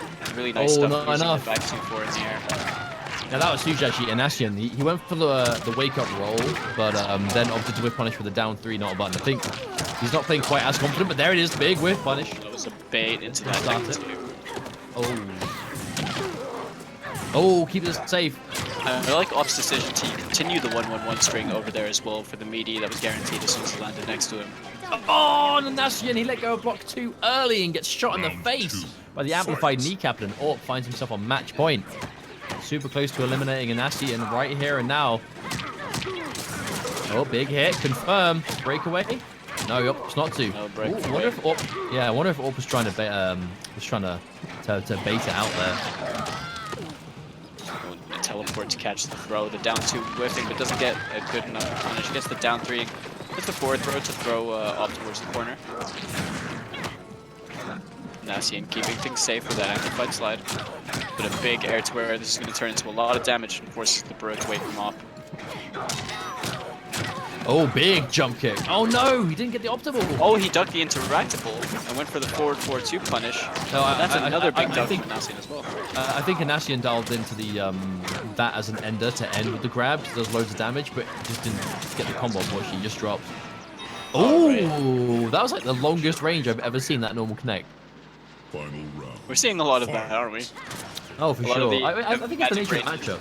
Yeah, like Orc is gonna want to keep Anasian as far away as possible, right? Like that's what makes us. That's what makes Cassie do so well against noob. Is just it is literally just kneecapping. It's kneecapping in the mid. Those two things make the matchup kind of rough. Big reactionary whiff punish for that teleport though. It keeps himself safe. The back 3 into the low slide. Forcing the breakaway as well. Oh, gets clipped by the low.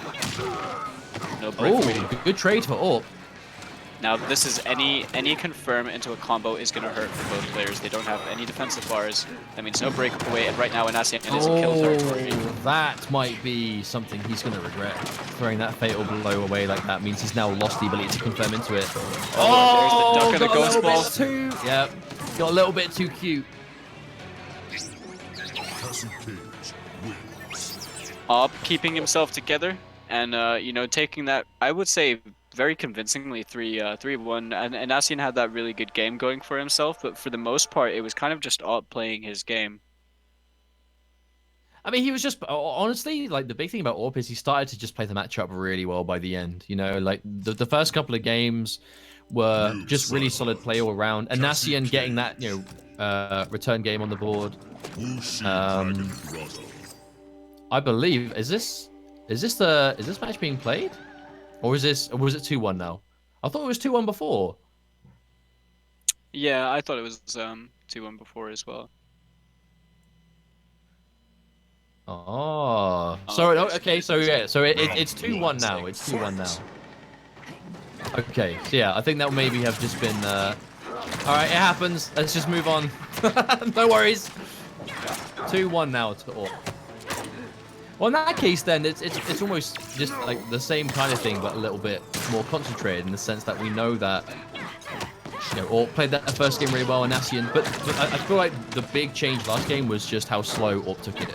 You know, that really is how Cassie plays the matchup. I think more effectively is just the ability to keep him as far away as possible, frustrating him. Ranges where he wants to forward to, but is a little bit too far too. Big crouch from the uppercut though. He's gonna That's get probably enough. That is the round over. And to get but throws him out of the corner. I think if he ended it with the slide, it would have killed either way. Round 2. Fight. I think he was just making sure. It's a shame to lose the corner positioning though, but it did take the round. I'd say it's still worth it. Yeah, yeah, just close out the round. Ooh. Looking at it last of that string. Oh, there we go. go. Is he close enough to the corner to get? No, not quite enough.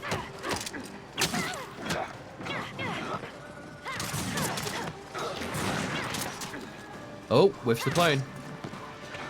You can see again, like, oh, reactionary whip punish again. Oh, and a clean jump kick, nice confirm with the forward 2 into glow kick from up.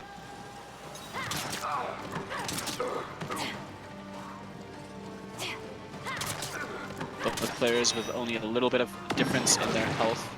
And that was the big whiff on the fatal blow right there. I think I'll try to do snare guns, but mess up the input. He does have his own fatal blow now, though. One hit! Oh, there it is! No, no! Wrong button.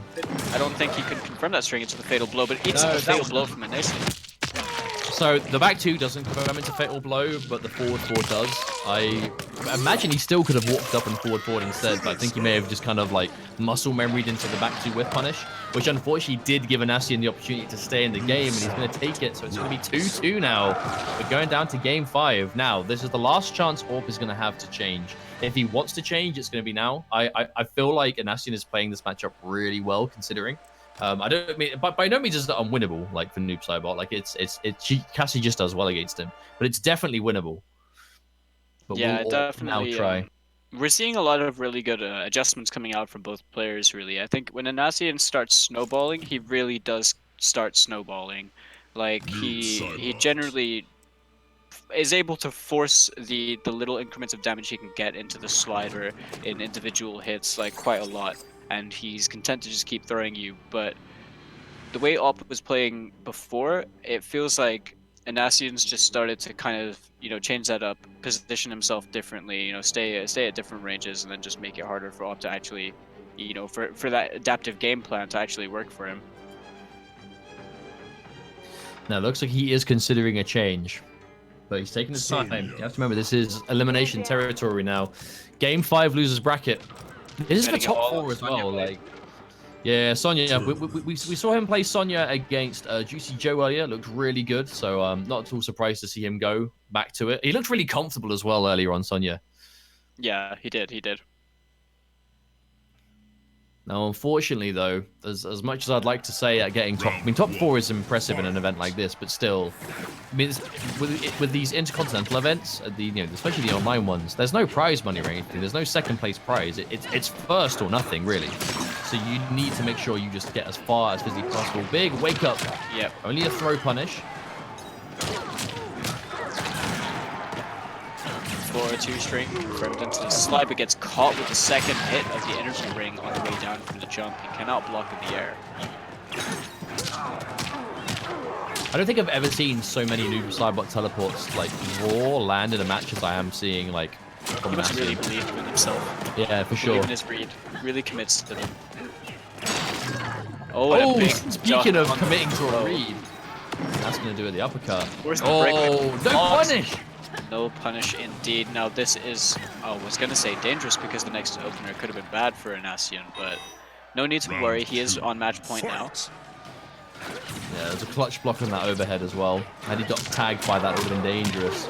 Oh, and that was a really nice confirm from the jumping kick from Op. Oh, clean anti-air. Okay, this is bad for Anasian. Getting cornered against Sonya Blade. Do not want this. The momentum is building, and Anasian doesn't have breakaway as well, so one opener in the corner confirmed will be dangerous, but catching the counter hit off the rushing blow.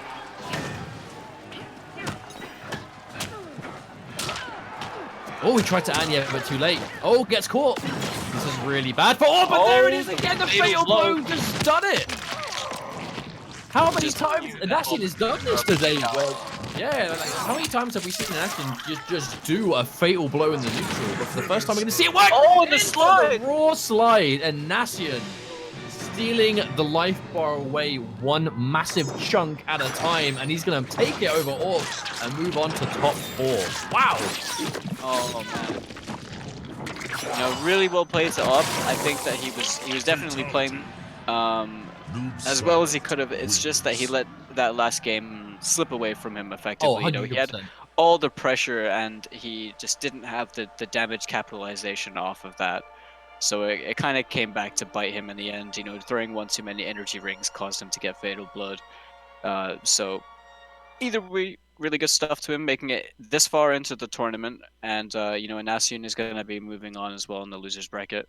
I mean, it's an unfortunate way to lose, you know, no doubt about it. But credit to Inacian, he's been sticking to this play style all day. You know, how many times we've seen him just get Fatal Blow, use Fatal Blow, you know, or like instant, got it, it's gone, I've used it, you know, because he really wants to catch people out with that raw Fatal Blow. You know, I feel like Noob Saibot's Fatal Blow is one of the most unappreciated in the game. That it tracks you, it goes underneath, you know, wherever you are, it's going to be there. It's active for a long time.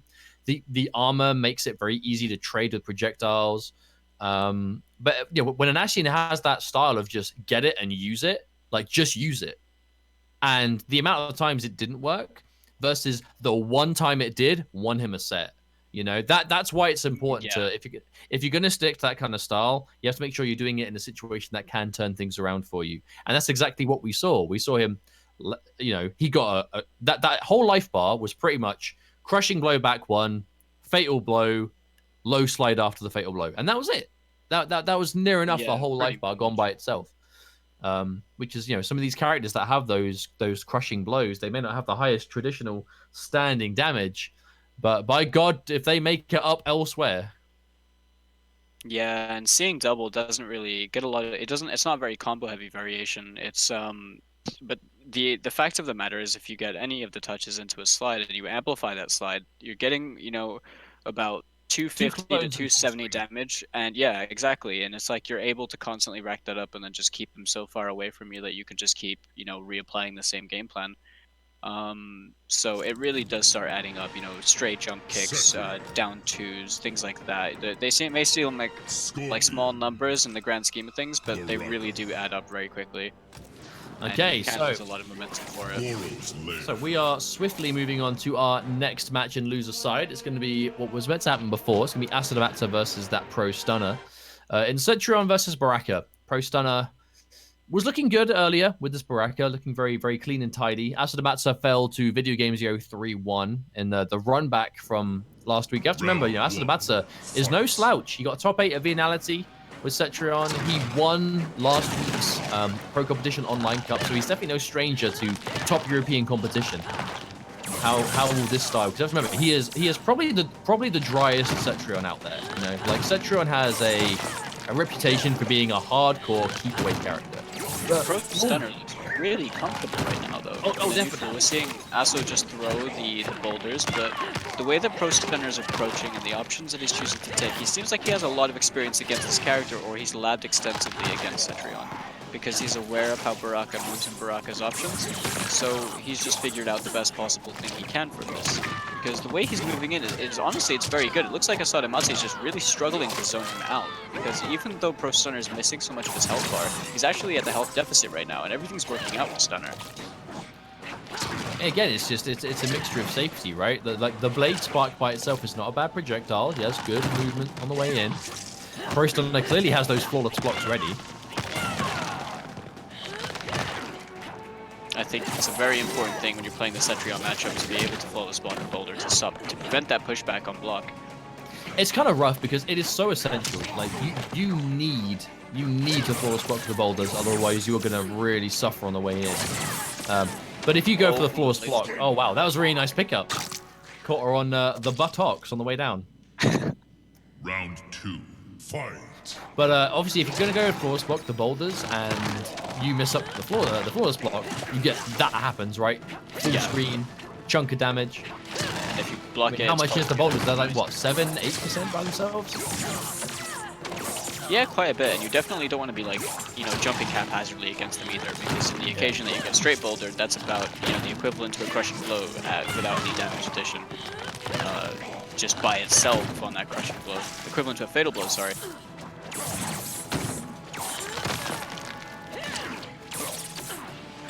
Now you can see Pro Stunner again does not want to extend too much. He's pressing very little buttons from a distance. If he's pressing anything, it's just going to be projectile. It's projectile or block. That's what he's doing from a distance right now. But it's working out. You're seeing as he lands these wayward blade sparks. Oh no, guys, it's gonna work. It's gonna be a full combo. Oh, huge reach, fatal blow. Is that enough damage? That probably is, right? I think it will kill. I think down 2 fatal blow does about almost 500 damage. He's dead. He's dead. God, that hurts so much for that. Yeah, 450. 45%. That is wild. And a good first game for Pro Stunner. He's really making his mark in this tournament right now. You know, it's a player that we haven't seen for a long time, since MKX days. And now he's returning just, basically, he's able to give this much of a hard time to the person that won last week. Is, you know, quite an impressive statement. And he's doing it with a character that a lot of people feel Baraka doesn't do very well against Cetrion, is what I hear a lot from people who play Baraka. But the ranges that Pro Stunner was playing at in that first game, I firmly believe that he just knows this matchup inside and out. He was staying outside of the range of the max range geyser and everything as well. He just knows because he's throwing Braid Sparks at just the right space on the screen. Well, you know what I said about even if Baraka struggles against certain types, styles of keep away, all he needs is one big hit. Yeah. I mean, that down 2 was pretty much exactly that, right? He's one of those characters that can turn pretty much every form of launch he has into a fatal blow that you can't avoid, because his fatal blow is so good, it has such a good hitbox to it, it's fast, and that's what we saw it boil down to, fundamentally. But going to be going into this next game, Asodimazze taking a small life lead to start with, but a small life lead in the matchup that's being played in this style definitely means a lot more than you might think. For sure. Jumping over the vine grab. It actually looks like Pro Stunner is happy to play it from a distance. Almost like, again, when he has that corner behind him, it does shut down the teleport option from Asodimazze. Oh! The air square right there is big for Baraka. He gets out the he gets out the breakaway, but this is a big opener. Oh no, this is going to hurt a lot. Is he going to end in a crushing blow? He will not. Taking the chop for the Oki and 455 damage. And oh my god! That was sick. That was a gorgeous flawless block. Round 2. Opting to go for the anti-cross-up flawless block just to make sure. Asodimazze did get out of the corner. It doesn't like Pro Stunner's read that. That's great. Ooh, counter poke chop. I actually really like this style from Pro Stunner. He actually wants to walk himself to the corner so Aso can't teleport towards it. That means if he can win this full screen game and shut down that teleport option, he can just continue to just keep doing what's working. Okay. Now, I'm quite sure that Cetrion's her vine grab was a crushing blow and counter or punish. No, it's she has to. Oh wait, I'm thinking of the geyser. It does have a crushing blow. I can't remember off the top of my head. I know the geyser has one. If you whiff 3 geysers and hit one, I believe it crushing blows. But you very rarely see that. We just saw a counter on the blind grab, so I wasn't sure if he was actually able to get a crushing blow from that or not. I think it has to be. I think it has to be a punish from. No, oh no, I think it's if you. Is it if you stand block it? Yeah, actually, I think you're right. I think it is a stand block. No, it's a mid. Oh wait, no, it's not. Oh, I'm confused now. Either way, we'll note that Aso didn't spend that crushing blow. Yeah, exactly that. And it is 1 round apiece right now. Pro Stunner not focus blocking any of these boulders. But you can see what happens when you don't though, right? Like if you don't force block the boulders, it pushes you back non-stop. If you mess up the force block, you'll get hit. It is difficult to do. Oh, absolutely. That's what I mean. Geyser, the jumping as well. But it's what I've been saying, man. Like Asodimazze is definitely the driest kind of Cetrion player out there, but that means he's also really good with the projectiles. If he does catch them, he's going to be able to pick up. He's going to be able to capitalize on every projectile that he throws. That's true, and I think Pro Stunner is looking for the 1-2-2 crushing blow. He's looking for any opener he can get that. Anything into fatal blow is death here. Anything. Oh, but the boulder punishes the full screen roll. Asodimazze is going to be putting one on the board in return.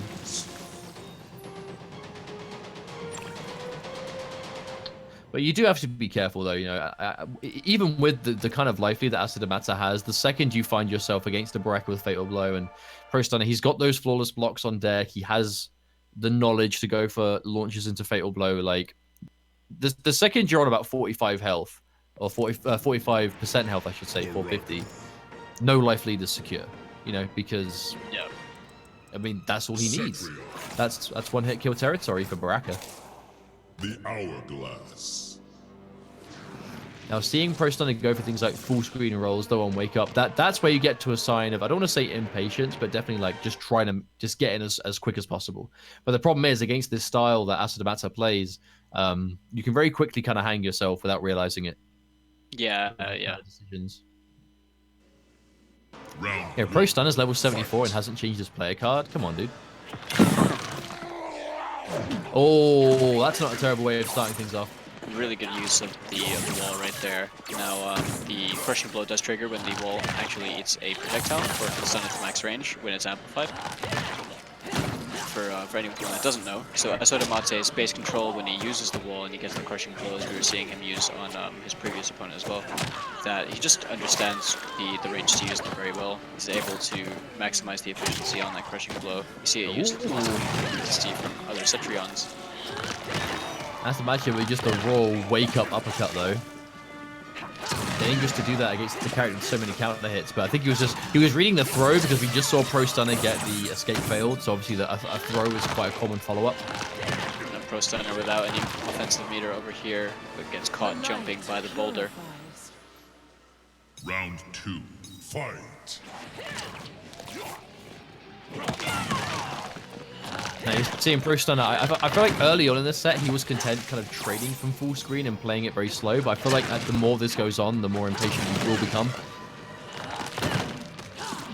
There's a flawless block, and a teleport. You see him just really struggling to gain any kind of ground against, because the second you do get her, close or near the corner, the teleport isn't ever present threat. Counter from Asodimazze, but it does look like Pro Stunner is getting a tad bit more impatient right now. He's struggling to find his range, especially as he doesn't have the life lead too. Like Asodimazze is perfectly fine playing it as slow as possible, especially when he's winning. There's the teleport again, just creating more space. Asodimazze on the other side of the screen. And each one of these beams that connects is going to be adding up, especially at this health. But the thing is, Pro Stunner has Fatal Blow. This is, it's a perfectly doable comeback. It's just going to require a big opener and some, a big read as well. But at this point, it's the time, it's the chip damage, it's the time, it's the spacing, the teleport. Yeah, there it is. Another game on the board for Asodimazze. So Asod seems to have, really adjusted well from the first game.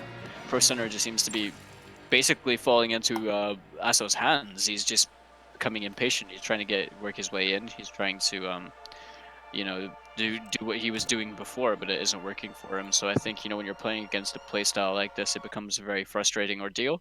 Like just being zoned, being kept away. And those frustrations just end up working for Asodimazze as well. So we'll have to see if Pro Stunner can keep his composure going into this last game. Potentially last game for him as well. Well, he is making a change. The only other character I've ever seen Pro Stunner play in this game is Scorpion. So I know he has a Scorpion. I don't know how much he uses the character. But again, Scorpion is seen to be a good answer to Cetrion. Like, it used to be seen as a hard counter pick. We're not really seeing it work in that sense anymore, but you can definitely see how if you struggle with the keep away aspect to Cetrion, Scorpion can work. Because Scorpion beats her keep away, but then it forces the Cetrion to play much more of like a mid-screen kind of like hybrid footsie game, which obviously is not what we really ever see Asod doing because he never has to, right? Like the games are almost like exclusively full screen if he is in control. Question is, what about, you're already seeing him just being against Scorpion does mean he's throwing less because he doesn't want to get reactionary teleports. And when he is choosing the throw, he's just throwing out the fastest one he can with the recovery. But you can see the change, right? Like, Asodimazze, he's definitely fought against Scorpion before. He's immediately changed up the style. We are seeing him go in now. We are seeing him press more buttons in the mid-screen. Now, I'm not actually sure how much experience Asodimazze has playing against Mirko. Maybe they play against each other quite a lot. Two Italian players as well. Mirko has been playing Scorpion for a long time. Crushing blow with a 2-1-3. Gonna close out the round for Asodimazze. Really clean combo. Yeah, Asodimazze is just completely running away with this one. Pro Stunner, this character pick has not worked out yet. That puts us on match point now. Alright, both players just being real patient. Oh, there's the hit. Oh, there's the the punish. Yeah, that is why Scorpion can work in this matchup, right? It's just near enough every special she does can be reacted to with the teleport. There's a nice damage. Cash out. Oh, dash up throw. That was bold. With a good tech. Oh, back-to-back walls. Oh, no punish on the whiffed geyser. You can see Pro Stunner moving around. He's looking to keep himself as safe as possible, but he wants the reactions. He wants to get these teleport. Ooh, what was that? That was a high anti-air. I hit the toes. Okay, this is a much better round for Pro Stunner. Oh, the teleport and reaction to the teleport? He cancelled that. I don't know if that was intentional or not, but it was pretty good. I think Asodimazze was pretty confused when he saw that as well, just like I was. And, you know, Pro Stunner closing out the round for himself as well. If he does win this, though, he is going to be locked into Scorpion. I think, which he's totally fine with. I don't think it's a huge problem, as we know that Aso is going to be Cetrion, right? Oh, but it all came down to that. The first time we've seen Aso get that in this set, and look at the reward. For Cetrion, that is big damage. Yeah, no point using the breakaway that late into the combo as well.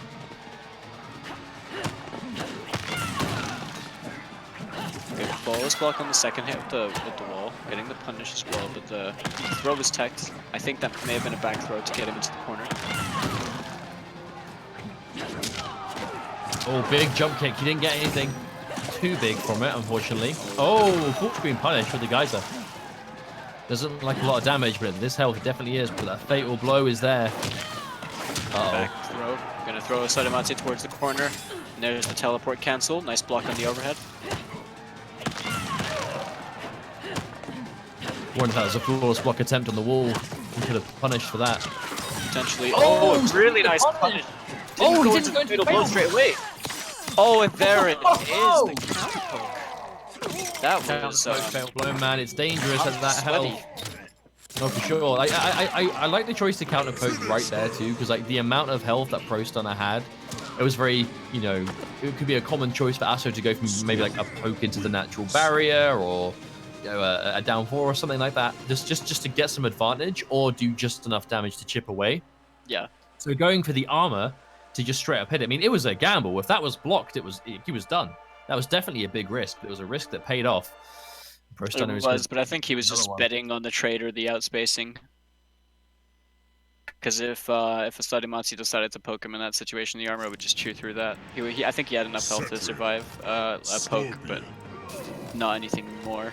But either way, that was a nail biter, to be honest. That was really close for Pro Stunner, managing to keep himself in this, and this is losers as well, meaning that this is now what is 2-2. Last chance. Last chance, boys. One game is all it boils down to. Pro Stunner. This change to Scorpion, it was a bit of a slow start. He did lose the first round in the last game, but he was able to stabilize it in the end. And again, all coming down to that reversal, just defensive fatal blow to get the armor. It worked out.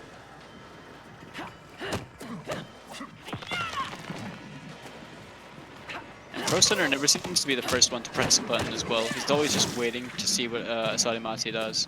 It's just not what Scorpion does this matchup, I think, right? You almost don't want to be up close immediately. You wanna be able to establish the fact that you are not going to let Cetrion throw stuff at you, so you don't have to worry about it, right? But are we going to see that yet? Asodimazze, he does have a lead. He doesn't need to throw anything. Keeping it safe with the barrier. Exactly it. He's just forcing Pro Stunner to need to come into him. Oh, that was a really nice trip guard on that jump kick.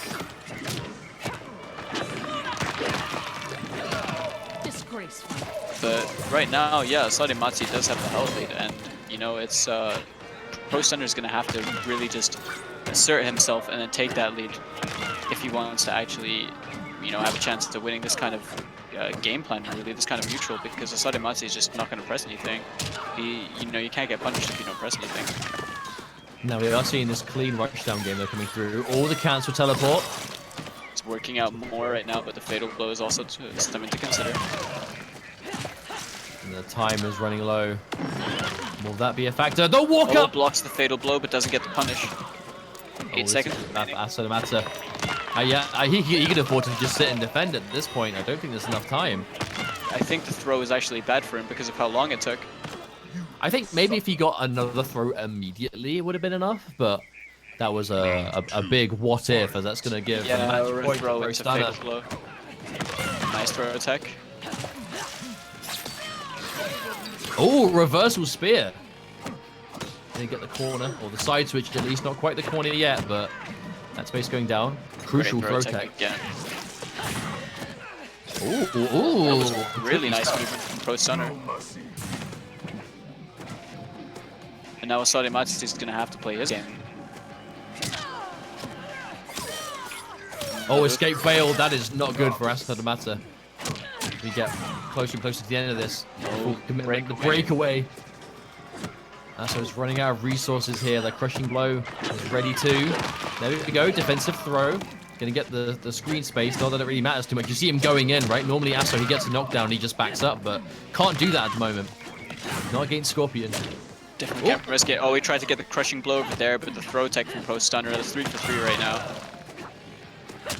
Oh, no, well, no, it isn't. He got thrown before. But Pro Stunner is not in the best situation right now. He still has the fatal blow. Oh, that was so dangerous.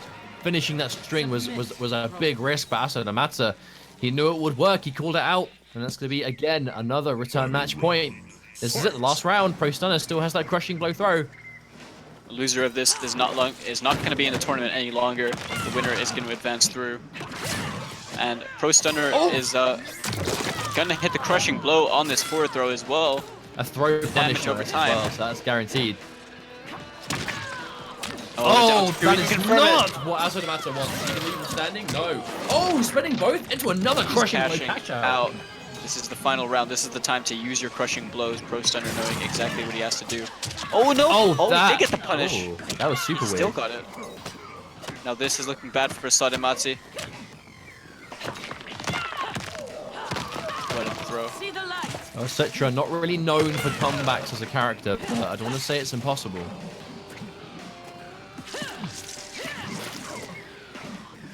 Double teleport, no defensive bars. Oh, no, that's not going to kill. But with no defensive bar, this is going to be chip territory. One piece at a time. Oh, another reversal throw. Push yourself. Oh! No flawless block. Oh, and there it is. Guaranteed. Jump kick, yep. Jump kick into the plus frames into the poke. That is all Pro Stunner needed, and that's all he was looking for. And a smart change to Scorpion. A character change made a big difference there. Pro Stunner going to be taking over Asodimazze. So last week's Pro Competition Online champion, unfortunately going to be falling in this top 8. But of course, well played to Asodimazze for doing well. As always, we are beginning to expect big things out of him as we go through these tournaments, through these months. But today it's going to be that Pro Stunner that advances through, which means that we now have our top 4 ready to go. It's going to be DizzyTT and VideoGamezYo in the winner's side, in winners finals, I should say. And of course, it's going to be Pro Stunner versus Anasian. And I'm not sure if it's Anasian, or which one. Anasian, Nation. I'm like the worst for this. I don't know how people from Denmark actually pronounce these kinds of letters. I'll apologize in advance for the many ways I have no doubt butchered his name. Me too. If we have butchered it, for the correct pronunciation or whatever, please just drop us a DM or something. So we're gonna talk about the big match. This is something that I've been very excited to see. Our winners finals is DizzyTT versus VideoGamezYo. This is UK boys. This is like the two what I would say are the most like promising up and coming English players. You have Dizzy with his experience. He's been competing for about 2 or 3 years at this point, and he is just he's going from strength to strength, right? He really is kind of like the student of Foxy Grandpa, the young, just promising player, right? That there are only so many ways I can say it. He's traveled to America many times. He has been all around Europe for these games. He is currently in a really good spot to qualify for the Pro Competition finals through points that he has earned through very strong performances throughout the game's lifespan. And then he's against VideoGamezYo, who is just known for that. Originally, just the Shao Kahn, right? The best Shao Kahn player in tournaments right now. You know, that real successful, best results, seemingly, you know, the most knowledge.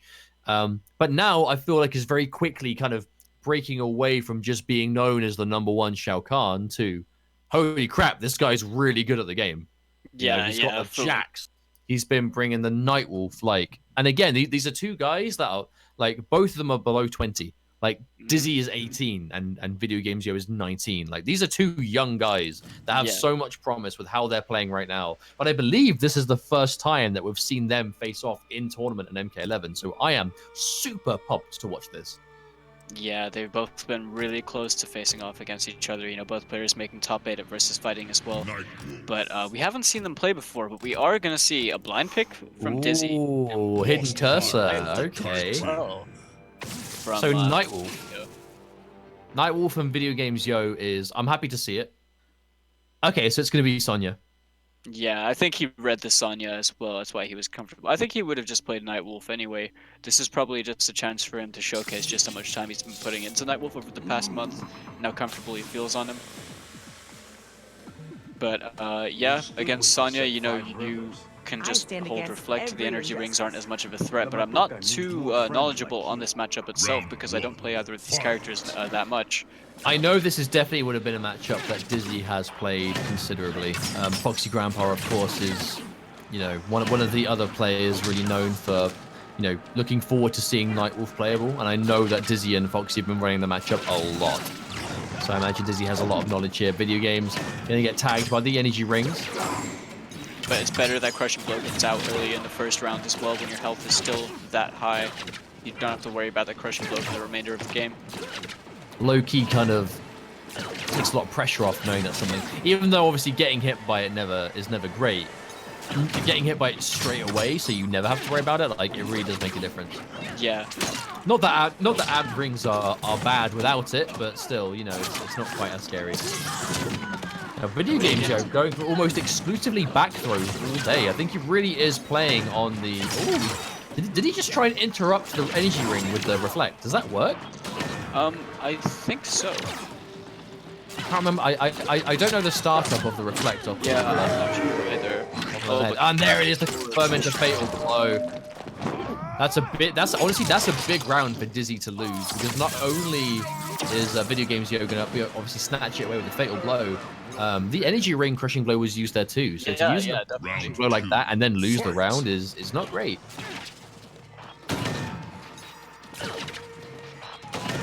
Now VideoGamezYo just keeping this space right here. I think he wants to try and catch Dizzy on the way in.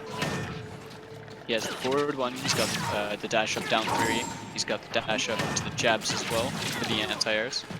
But Dizzy just very comfortable, just completely zoning VideoGamezYo. And there's a catch, spending a bar, gets some damage, full screen. Well, maybe not quite full screen, but long range at least. Using that standing 1 stagger. I like how he isn't even using the 1-1. He's just using the standing 1 because I'm not really sure why. I think it's just to add another layer onto the mix-up. Well, the thing is, the 1-1 is the bit people look to react to, you know? Yeah, so cutting it off early to a player that you know is going to react. Wait. Oh, wow. Oh, he might be dead. This can close it out. Yep. Down 2, really clean stuff from VideoGamezYo. I thought for sure that round was going to be Dizzy's for the way he was playing it, but that just really turned on its head. Well, unfortunately, what it all boiled down to is those of you that watched the Pro Competition Online last week would have seen Dizzy unfortunately got eliminated from that tournament by Arn Kratos. And it wasn't unfortunate that he lost. What was unfortunate is how it happened. Arn Kratos jumped like there were like 15 jump kicks or so, like some crazy amount, like 15 jump kicks or something. That DizzyTT, he tried to anti-air every one of them, but every time was slightly off the mark, and the jump kick hit him. Yeah, right? It's the range of the jump kicks that makes it so hard, right? Like when this tips in range, like jabbing. Nightwolf's jump kick is one of the kind of Shang-esque jump kicks, like the Shang Frost. The jump kicks that are just weird but really good by themselves. And that exact same situation is what ended that game. Dizzy tried to anti-air a neutral jump kick won, and he lost for it, and he lost a life lead. I do hope Dizzy doesn't fall into the same unfortunate habit we saw from him last week, because that straight up lost him the tournament, right? It's what got him eliminated, and it's what lost him the first game here. So I do hope he's not going to fall into the same habit. Oh, now, so there's definitely knowledge reflect again. He must be able to. Because as far as I know, VideoGamezYo isn't the kind of player to just try something like that out in a match, especially in tournament. He would have tested it beforehand and then, you know, understood that he could use it there. I wonder if he actually reflects the drone drops. So it just nullifies the drone. Because he reflects some weird stuff. Yeah, he can reflect like Cetrion's Hell's Wrath and stuff like Jack's that. ground but it just pound. negates them. Yeah. Ooh. Oh, not quite in range. Yeah, not using 1-1, just using 1-1. Oh, he was fishing for the crushing blow shoulder charge.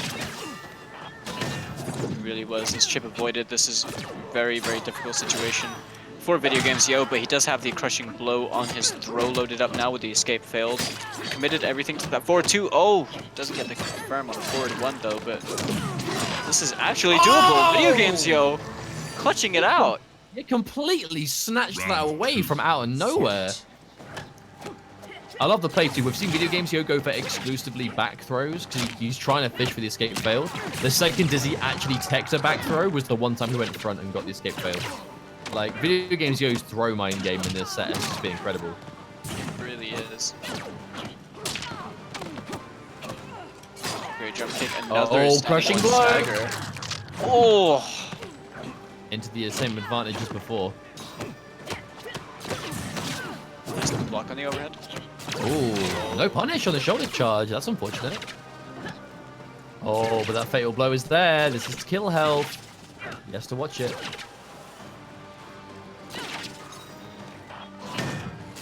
The level of patience that we're seeing just with VideoGamezYo right now. It's just not going to press anything. But this is still kill territory for Dizzy. VideoGamezYo with the smallest amount of health. Oh, there it is. Gets jab trying to backdash. Final round. Fight.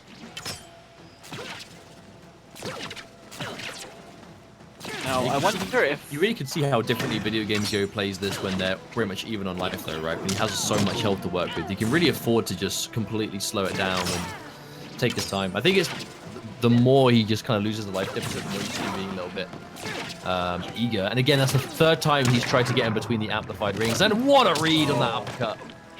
Breakaway is forced out. Really clever to acknowledge that VideoGamezYo was going to hit confirm that down 3 into a throw. There's no breakaway though. If he gets tagged here, it's going to really suck. Yeah, no breakaway for both players. I think if any of them get opened up right now, it is going to hurt. VideoGamezYo with his fatal blow as well. But Dizzy with the health advantage. Oh! So good trade for him. Oh, and Dizzy actually doesn't mind shooting for behind the own rings. And there's the using air grab.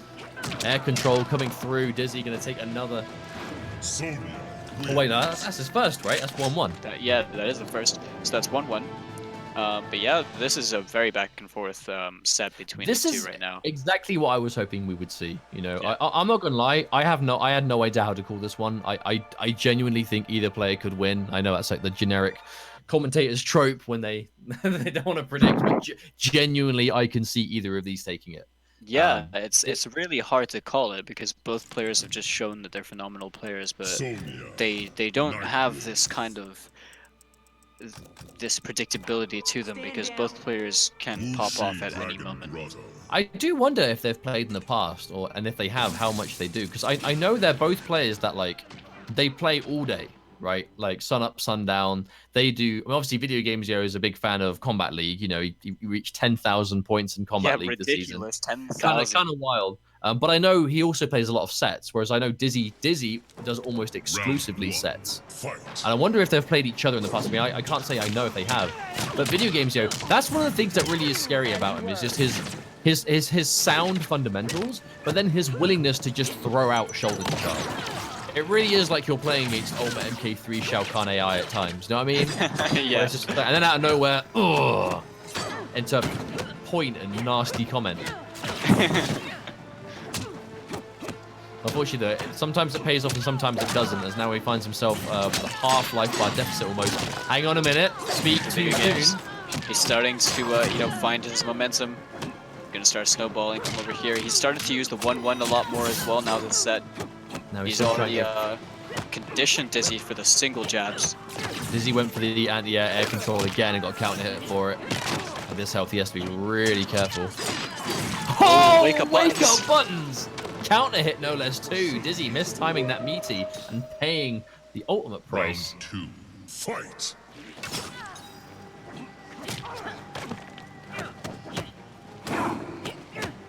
Oh, that was bold. Wonder what that Perhaps was. it was a back one from Crouch.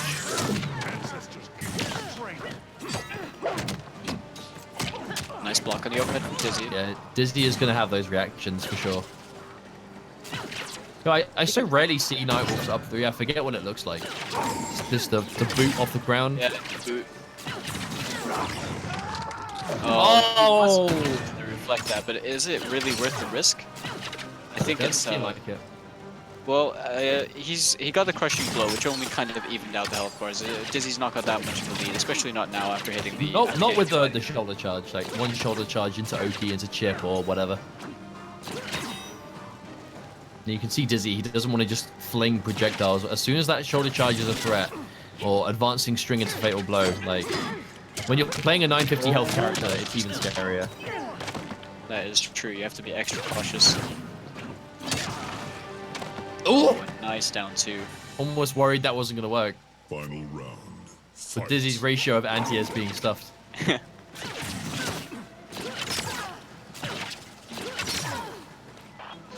Now, the first arrow of Nightwolf does the most damage of all 3 of the amped versions, so it's like, as long as the first one trades, that's kind of not terrible for him. Oh, good confirm. No, I really like how he goes for the very simplistic confirm, just getting the shoulder afterwards, because Oh, of for sure. the Oki and the extra damage that you get just for getting the jump kick. But he also, I love the way he gets the shoulder charge and then he walks back a little bit, because he wants to make sure he can cover the wake-up forward roll too. Worst thing you can do is finally close in on someone playing in this kind of dry style and then just overcommit, they roll, and then you die for going in the one time you could go in. Yeah, yeah. Oh, Nice the delay. to the 1-1-1. And there it is. There's that Nightwolf rush down. Oh, Situation. Finish her! and there it is, just going into the shoulder charge for the chip damage and VideoGamezYo. We are trading games back and forth. First it was video games, and it was Dizzy, now it's video games again. This is the definition of back and forth. Yeah, it's kind of like how we expected it to go, really, right? Both players are just absurdly strong, very like, you know, top of the UK talent, top of, you know, Top of international the European talent, competition. man. Yeah. They're getting to that next echelon.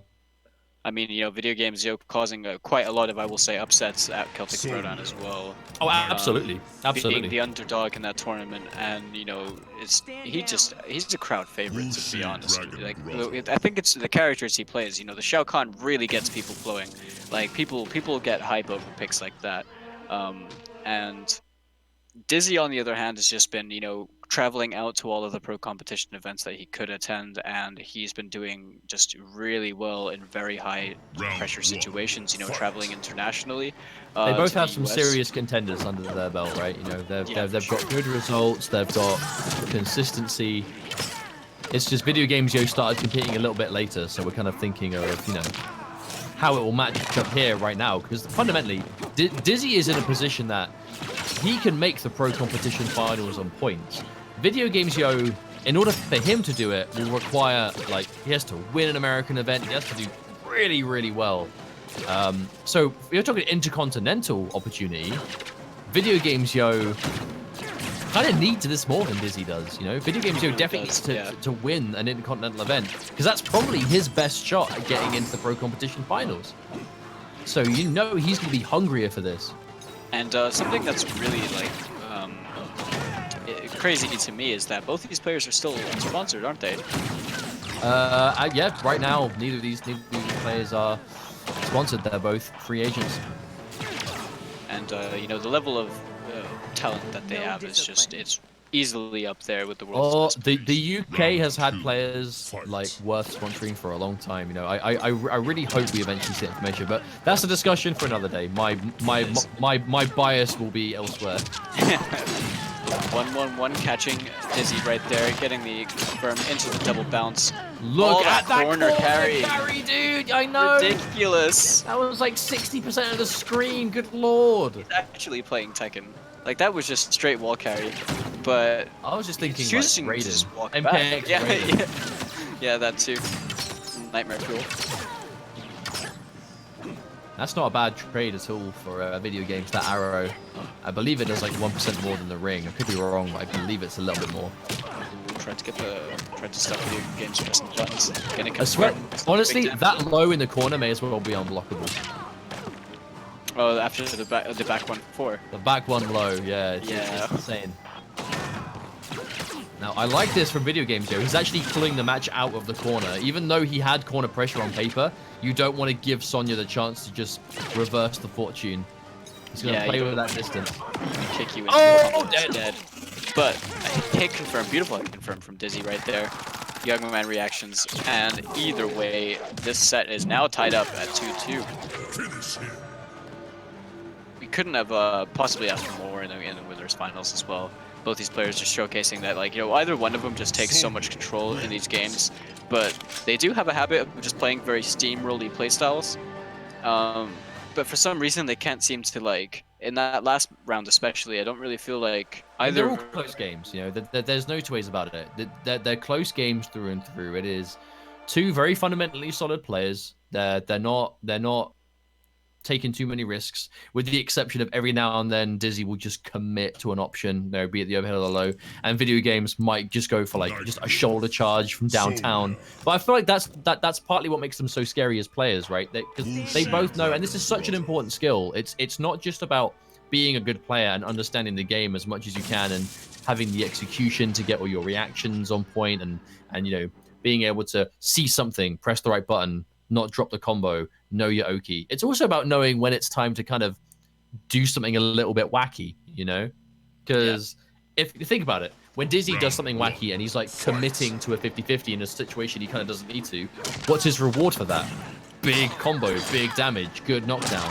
Whenever we see video games just throw out a shoulder charge, what's the reward for that? Oki starts his offense game, right? Get the throws on deck. Yeah, oh, he can do it. He just did it successfully right there. So he managed to reflect in between the energy rings and got the amplified one sent straight back to Dizzy. Oh, there's the combo. Dizzy not going to drop these links. Keeps it. Doesn't want to go for the ender, I don't think. I think he'd rather just have the knockdown. Oh, and there's another low. Keeping it simple. Yeah, that's enough. Clean round from DizzyTT. That is a good, clean Sonya round through and through. When you've got the execution for those ring cancels, oh, this is very quickly escaping video games. Oh, no. Shoulder charging into the ring, into a throw. This is not looking good for our hero. Oh, hang on a minute. Kick. Dizzy does not have breakaway. One open up in the corner. That is it. This is going to hurt. Spending both of them. He's coming off the bar. That's a big damage combo for Nightwolf, and he gets opened up again. The club slamming down. He's walking back. He does not want to deal with that corner. And again, the commitment from Dizzy. Punish. And wow, VideoGamezYo from out of nowhere pulls back a round that has completely just gone out of favor and drags it back. And we're on match point now for both players. Preemptive reflect done a little bit too early, but he keeps himself safe. VideoGamezYo just not wanting to press anything over here. He's just going to gradually work his way in against it. Nice neutral jump kick confirmed into the shoulder. Honestly, we haven't really seen any of those big neutral jump reads this set from Video Games. He's been doing it so much in this top 8, but not now.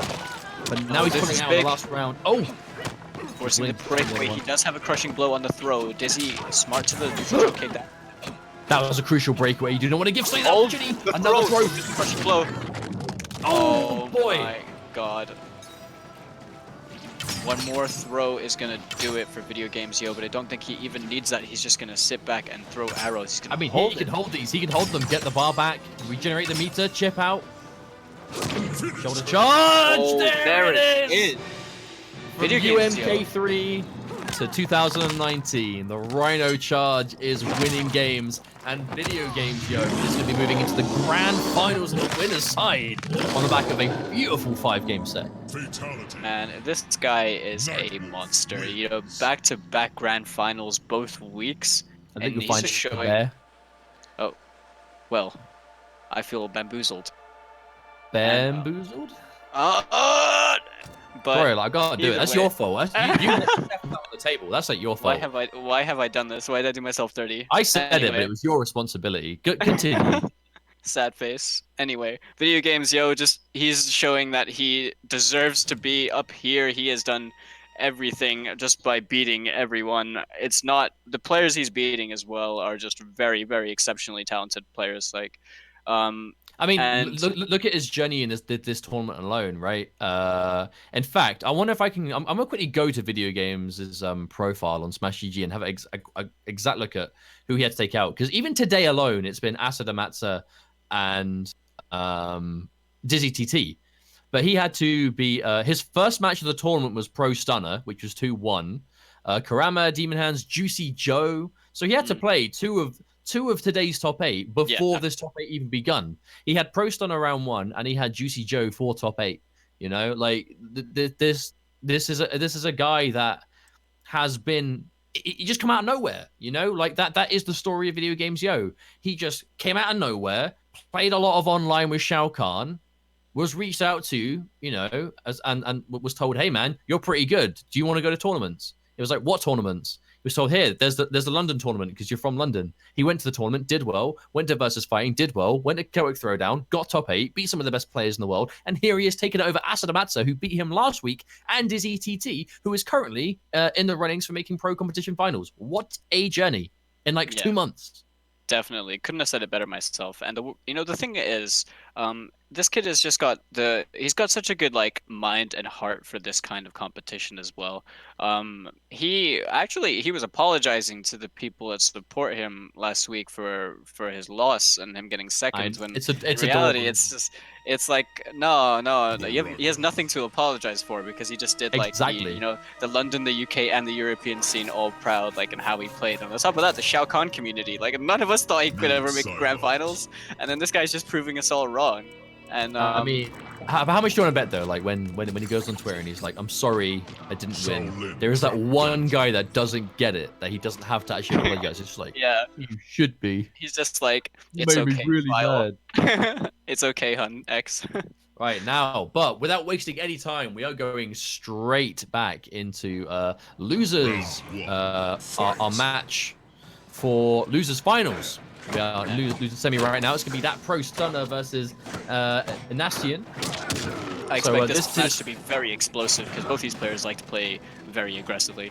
Oh, for sure. I feel like Nastian's a little bit more chaotic, but Pro Stunner just. I mean, I feel like his rush down is cleaner, but Nastian is a bit more unpredictable. But I think Baraka's good against unpredictable. You know, Baraka, he has so much good buttons, like barely any whiff recovery on a lot of his better moves. Really good range on buttons, fast buttons. Like he's very good at just not overexerting himself, right? blow. I think that's going to say that he is going to get opened up by a counter hit, crushing blow. And the But lead you goes know, right I back to don't Nastian. think that if Nastian starts doing like what we've seen before, if he starts doing the Hail Mary teleports, Baraka's not the character you want to do that against because every one of those punishes is gonna hurt. If you are a character in any way that some of their strongest suits are unsafe or run the risk of being punished, Baraka is not the opponent you want because he is just going to delete your life bar. Like 2 hits and you die. Okay, and there it is. Yeah, that's I mean, exactly to be what we were fair- just talking about. But it was fair- all or nothing at that point. Yeah, but also like any character in the game would have killed him at that hill. Fight. Yeah. But it's more that like, you know, If he just tries to kind of make an early using- read on the blade sparks, probably don't. you don't really want to be dealing with that. Blade Spark and Low Slide isn't a bad trade for Noob, to be fair. But the big thing is just, That was unfortunate. He may have tried Oh, to that was a flawless 2. block something That, in that that may have been, I think that was a flawless block attempt. Then any other situation, you'd see a neutral jump too like that. Yeah, I have no idea either. It must have What been. was that from first? They just did a running, like a dash in standing 4. What if he was trying to preemptively catch a jump? Potentially. I also think that. Oh, he's got a defensive bar. He's gonna cash out to a crushing blow. Yeah, that's gonna hurt, and the damage over time is gonna put Ashian at a very small amount of life as well. Doesn't even matter. He's gonna get the empty jump throw. The empty jump throw was such a good decision as well because he had that ticks for 10% unscaled, right? That crushing blow ticks for 10%. But you can't die from damage over time like that, right? If it's a crushing blow tick damage, you can't die to it. So he had 150 health after. So he probably thought, well, if I sit here and block and he commits to something unsafe, I'm not going to die to chip and I can, block it and survive it. So what does he do? Empty jump throw. Can't block throws. He's got a really clever understanding of how he needs to close out his games as well. Like he's always got a very clear image of a win condition in his head. Because the way he's closed out games against everyone in this top 8 has just been clever. Like they're always clever, ending a combo early and then going for the grab as well to guarantee the kill with the crushing blow. It's just Pro Stunner's he's got a very aware mind of the grand scheme of things, and Ashian's just got to be careful about taking any risks against him. I think he should be working on finding a safer way to just kind of pressure Pro Stunner, or just to get him to bend. Honestly, the big thing, he's getting jumped in on a lot, but it's not jumping kicks. He's getting jumped in on by a lot of Baraka jumping punches, which Noob Saibot can anti-air with down 4. Obviously, anti-airing Baraka's jump kick is one of the hardest things in the game to deal with. But we're not really seeing Pro Stunner go to it too much. Oh, nice little block in the 1-1-2. Oh, what a pickup! What was the call on that? Wow, it's a 355 damage for that. Yeesh. What? That don't tickle. Oh, he just slapping him. Slap the twice face. He's just holding. I bet a slap from Baraka would hurt a lot when he's got those blades in his arms. That's some serious weight for that slap. Oh, the jump back call out. Ah. Yeah, I mean, you may I feel like that. Yeah, actually, on the contrary, I very much disagree with how Ashian is doing it. I feel like that's happening a fair few times. Not in just this set today, but in a lot of the other previous times in the top 8, where he'll get low on health, and that is typically when you begin to see him go for those teleports. But to be fair, he is playing Dark Sabbath, so, I mean, the reward has gone way up for it. In fact, if he's Dark Sabbath, this is 2 characters that very much will punish each other hard. That's true. I wonder if he can do the optimal as well on the screen. Oh, I've seen him do it online. Like I said, Ashian is a big advocate for just online play. I know he has those optimals down. But obviously, without the threat of low slide, it's a lot easier to kind of just block Noob Saibot and wait for his turn to be over and take your turn. Without the low slide to kind of condition you. Oh, he's gonna get opened up though. That was Stagger City right there from Pro Stunner. Oh boy. Got it. He is going to use this to kill the jump down forwards 1 into the ender right there. I feel like this is definitely a rough matchup for Ashian. I don't think it's a Noob Saibot thing. I think it really is just what has been opening him up, like the auto shimmies, they're kind of just being blocked and punished. Baraka is so good at all of that. And Ashian also, Noob Saibot isn't known for the best anti-airs in the game. He can anti-air, like his down 4 is good for it. He can standing 1.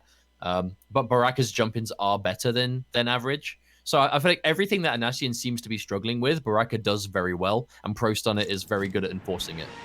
Yeah. I agree with everything you're saying. I was thinking more about anti-airing Baraka and the down 4. So Noob's down 4. If you're already in a crouching state, I wonder if down 4 would be easier to anti-air Baraka's jumping kick. Because, I imagine so. The arc it hits at. And the fact that your hurtbox is lowered as well, so the kick would have to come out later. Like, it would have to be a deep jump in just to actually, connect that. But it doesn't really matter anyway. It was just a hypothetical for me to think about because Pro Stunner is not doing the jumping kicks. He's just doing the jumping punches, and he's using a lot of pokes. Yeah, he does a lot of down 3s into down 1s. He was doing the same thing on Scorpion as well. So I'm guessing he's just catching his opponents just like to press buttons at certain times, or thinking that they can do something, and in reality he's just stealing the turn back. Round 1, fight. Now this is a bad situation for Ashian to be in though. There's a bit of a mountain to come back. Pro Stunner. Going to be getting things off the ground early. I like it. Last game, he went for 1-1-2 immediately. It was force block. This time he goes 1-1 throw, maybe expecting the force block again. Baraka, one of those characters that can really use his flawless blocking gaps to his advantage in his offense if you really think outside the box.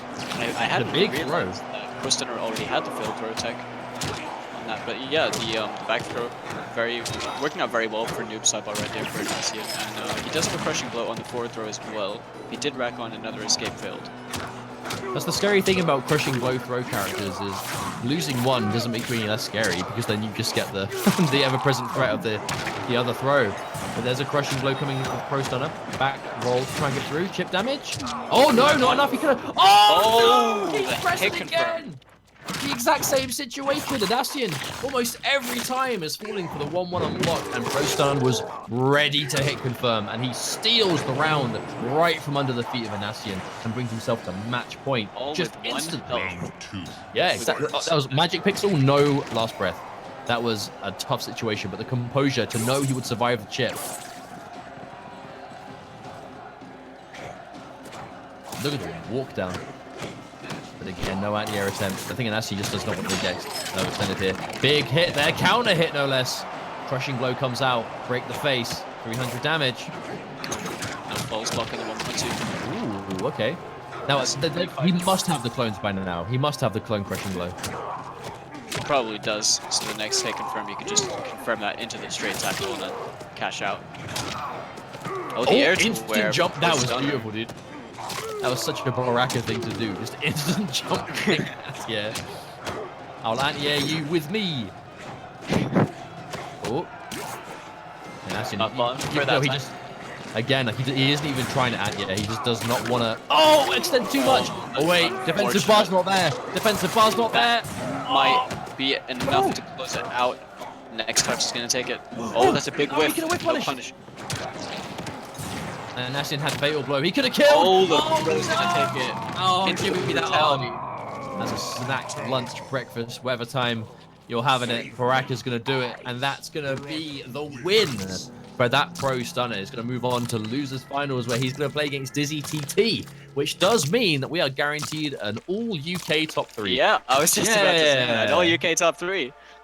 Oh, well, I'm not supposed to be biased, am I? Oh, isn't that just the way the cookie crumbles sometimes? Where did Baraka get that? Especially in that costume where he's not wearing clothes. I'm not going to ask that question.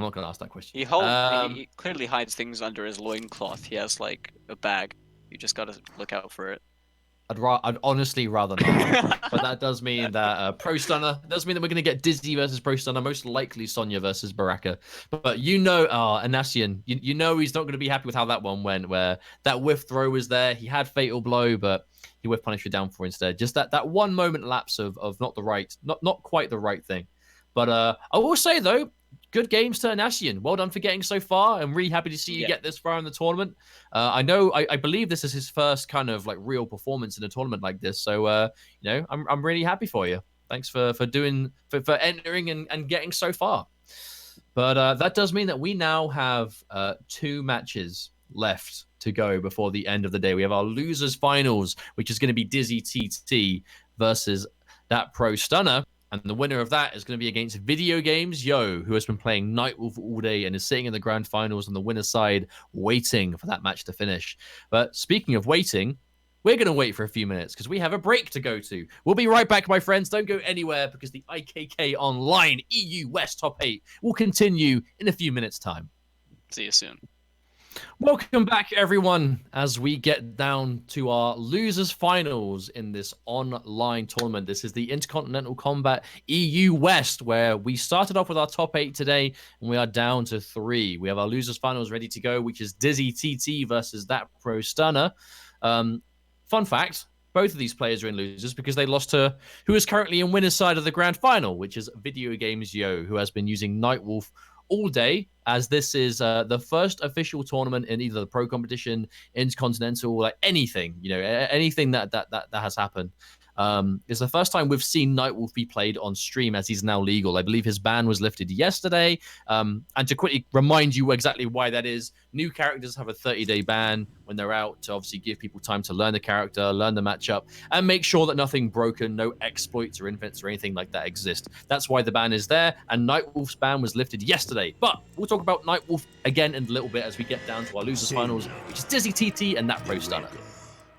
Yeah, both of these players, as you said, did lose to VideoGamezYo, but they have managed to tear through everyone else in their path, now leading down to just both of these players having to face off against each other to determine who's actually going to make it into the grand finals on the loser side. Dat Pro Stunner's been showing us, really, really solid gameplay with Baraka, really just like very pressure-heavy gameplay, and Dizzy has just shown that, he's just consistent, very solid. He's deserving of his position in that top 10 or amongst the top 10 for the Mortal Kombat's pro competition points as well for the finals. But with the IKK, that was a really nice bonus block up too. But with the IKK, it really is just about qualifying for DreamHack Winter. And then it's a first place show, man. There's no two ways about it. These are two players that they're gunning for grand finals. You want to win this tournament. You win this tournament, you make it to DreamHack Winter, and if you win at DreamHack Winter, you get into the pro competition as a European entrant. It is so important for these players. Especially, for example, that Pro Stunner. DizzyTT has a lot of points in the leaderboard. Pro Stunner doesn't. So he's going to want to win this for sure. But Dizzy is playing, keeping him at arm's reach as expected. This is the best way for Sonya to play this matchup. And we're seeing good force blocks already. Big jump in, sweep, not quite in range. Doesn't get the combo. That was a really late breakaway. I don't know if I agree with that. He just put himself out of defensive bars for as long as they take to recharge in this round now. If Dizzy gets an opener right in the beginning, then he's going to have to hold that. That was a really nice trip up. It doesn't confirm it until we got it. No, quite surprised not to see him go for the gutter there. Big neutral jump, though. Absolutely one of the best things about Baraka is that the extended range you get on neutral jump punch just gives you so much anti-throw read potential. We're going to see the cash out. Yep, we're going for the combo, 400 damage and taking. Chop. Oh, wow. Just one slap at a time. That's going to do it. Yep, that was a very strong offensive sequence from Pro Stunner there. All that damage just disappearing.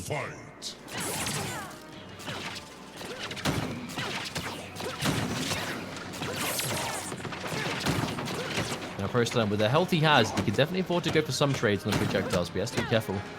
Must not let Dizzy out of this corner if he can help it. Oh, the neutral jump to catch Dizzy trying to cross over, jump his way out of the corner. See Dizzy, he does not want to move it in unless there's a good reason for it. He's perfectly fine. And that's exactly why, the second he goes in with a button, we're punished by 360 damage. Austin. Ooh.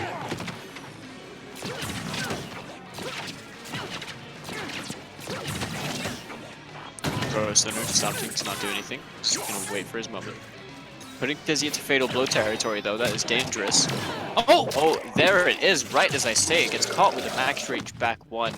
And Dizzy confirming that into the full string, into the fatal blow. Taking the first game.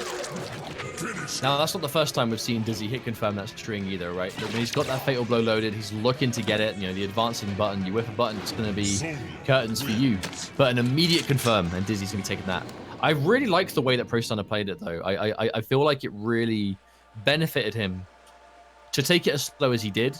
Yeah. I think it's no surprise that he was taking his time until he got Dizzy in the corner, because if you can get Sonya cornered, like it's a mixture of Baraka in the corner is a monster. Sonya without the screen to work with is kind of left with the jump kick and just the back one game, which I mean it's effective. It's definitely enough, but it's taking away the threat of the non-stop ring blasts. As someone like Baraka, I think really helps the matchup a lot.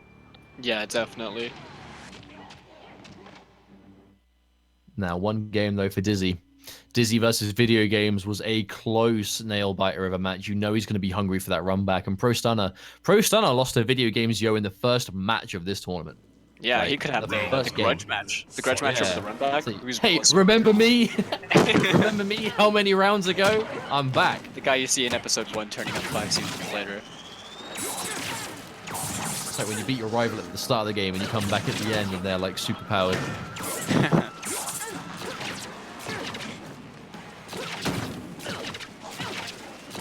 Center just not committing to anything. He's essentially just playing the timer right now. He's comfortable to just sit there and then take the trades because he has the health advantage. That was a really You say clean that, but he actually didn't. He actually wasn't winning that zoning war at all, and now he's lost the defensive bar as well. Escape failed. This is bad for Dizzy. Ooh. Down 4. Oh, Gets dead. caught with the 1-1 auto shimmies. They are crazy. No, this is where it gets a little bit rough for Dizzy. Round He's 2. he's creeping closer to that left wall. Oh! Are we gonna see the crushing blow cash out? If he cancels the chop early, no, he's gonna go for the crushing blow on the back towards 4 and that gutted. Oh, That the could have neutral been jump death. whiffs. If that neutral jump connected, that would have been death almost, I think, for sure. He had the ticking damage over. Oh, that was unfortunate. I think he tried to press back 1-2, got an input error right there. But the stand 1 into chop. Dapro Stunner stealing that game entirely. That was very fast. Yeah, I feel like that's Baraka, right? That's what an optimum, I should say, Baraka game looks like. When you get every jump in is going to connect. You're going to be able to read moves, neutral, get big neutral jumps, load your crushing blow throw, have the threat of that. Because someone like Dizzy, who is as good at taking throws as he is, the second he sees the escape failed and you have 50-50 throws, he is looking for you to throw, which might mean he's a little bit more open to being hit by the 1-1s, these kind of auto shimmies and stuff like that. But that is what Baraka can do. Baraka is one of the best characters, if not the best in the game, at just deleting you with a good sequence or two. Yeah, his set play potential is very good. He doesn't need crushing blows to do it. He just needs to hit 1-1. Exactly. Or get the opener or something. Or a he jump just needs in. to gutted. Or a down 2. Or a counter hit crushing blow. Or maybe a forward 4. Yeah. Or an anti-air. Yeah. A plethora of things to delete. Yes. And the list goes on, as they say.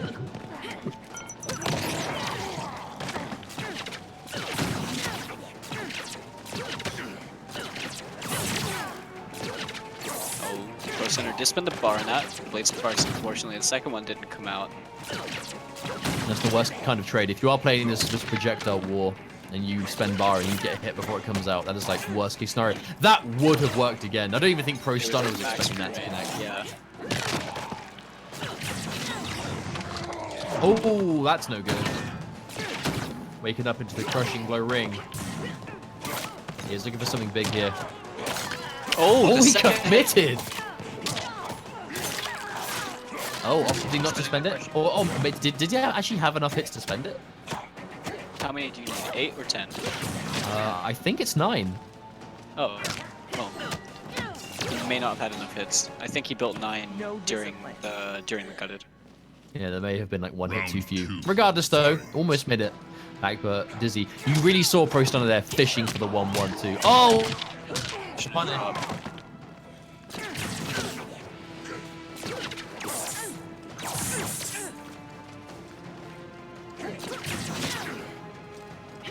Slow game from both players.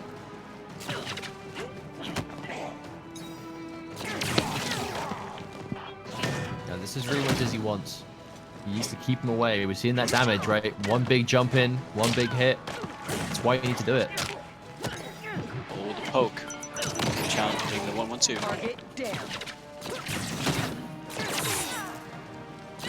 You can afford to trade. Oh, but not if he takes more of those. Oh. Uh-oh, this is quickly beginning to escape Dizzy again. Yep, Pro Center starting to snowball. Oh, he gets hit by the fatal blow. What? From there? I saw that yesterday. I was surprised. Oh wow, he finally did it. Wow, that was. I mean, actually, you know what I said before about these young players and their ability to just do something a bit wacky every now and then. That right there is a perfect example of it. He had a round to spare. If he died with the fatal blow, I mean, you're against Baraka anywhere near about 450 health. It's not safe, so you can blow straight through your ability to even fatal blow. Yeah. Maybe it's best to just do something like that, right? A fatal blow from a range that it's like the least expected at a time. It's unorthodox, and it works. That's why. Both Baraka and Sonya are good at doing that. Both Baraka and Sonya have very similar fatal blows. fast mids, advanced forward, like very good for that use right there. Well. Yeah. The three of them have very similar fatal blows. They're just quick. And they're all amazing. Interruptions, pokes, like whiff punishes, whatever, right? They tick a lot of boxes. Now, Pro Stunner. You know he's not going to want to go down like this. He's going to want to get that game back, but the question is, can he? I feel like Dizzy is a hard player to kind of crack into in that respect. Yeah, I think Dizzy's also trying to play as squarely as he can, because a lot of these jump kicks that Pro Stunner is getting, he just can't convert them. Yeah, it's like Dizzy. Yeah, it's like he's crouching and he's not getting knocked up high enough to get anything, or he's like just jumping at the last minute, or something that's hard to convert from. Whereas I don't know what Pro Stunner's thinking about the jump and punches, because that's going to be a punish on the gutted. But the jump and punches were working out very well for him on reads of energy ring tosses. Oh, right there we go. Down one gutted. Whoa. Very nice damage.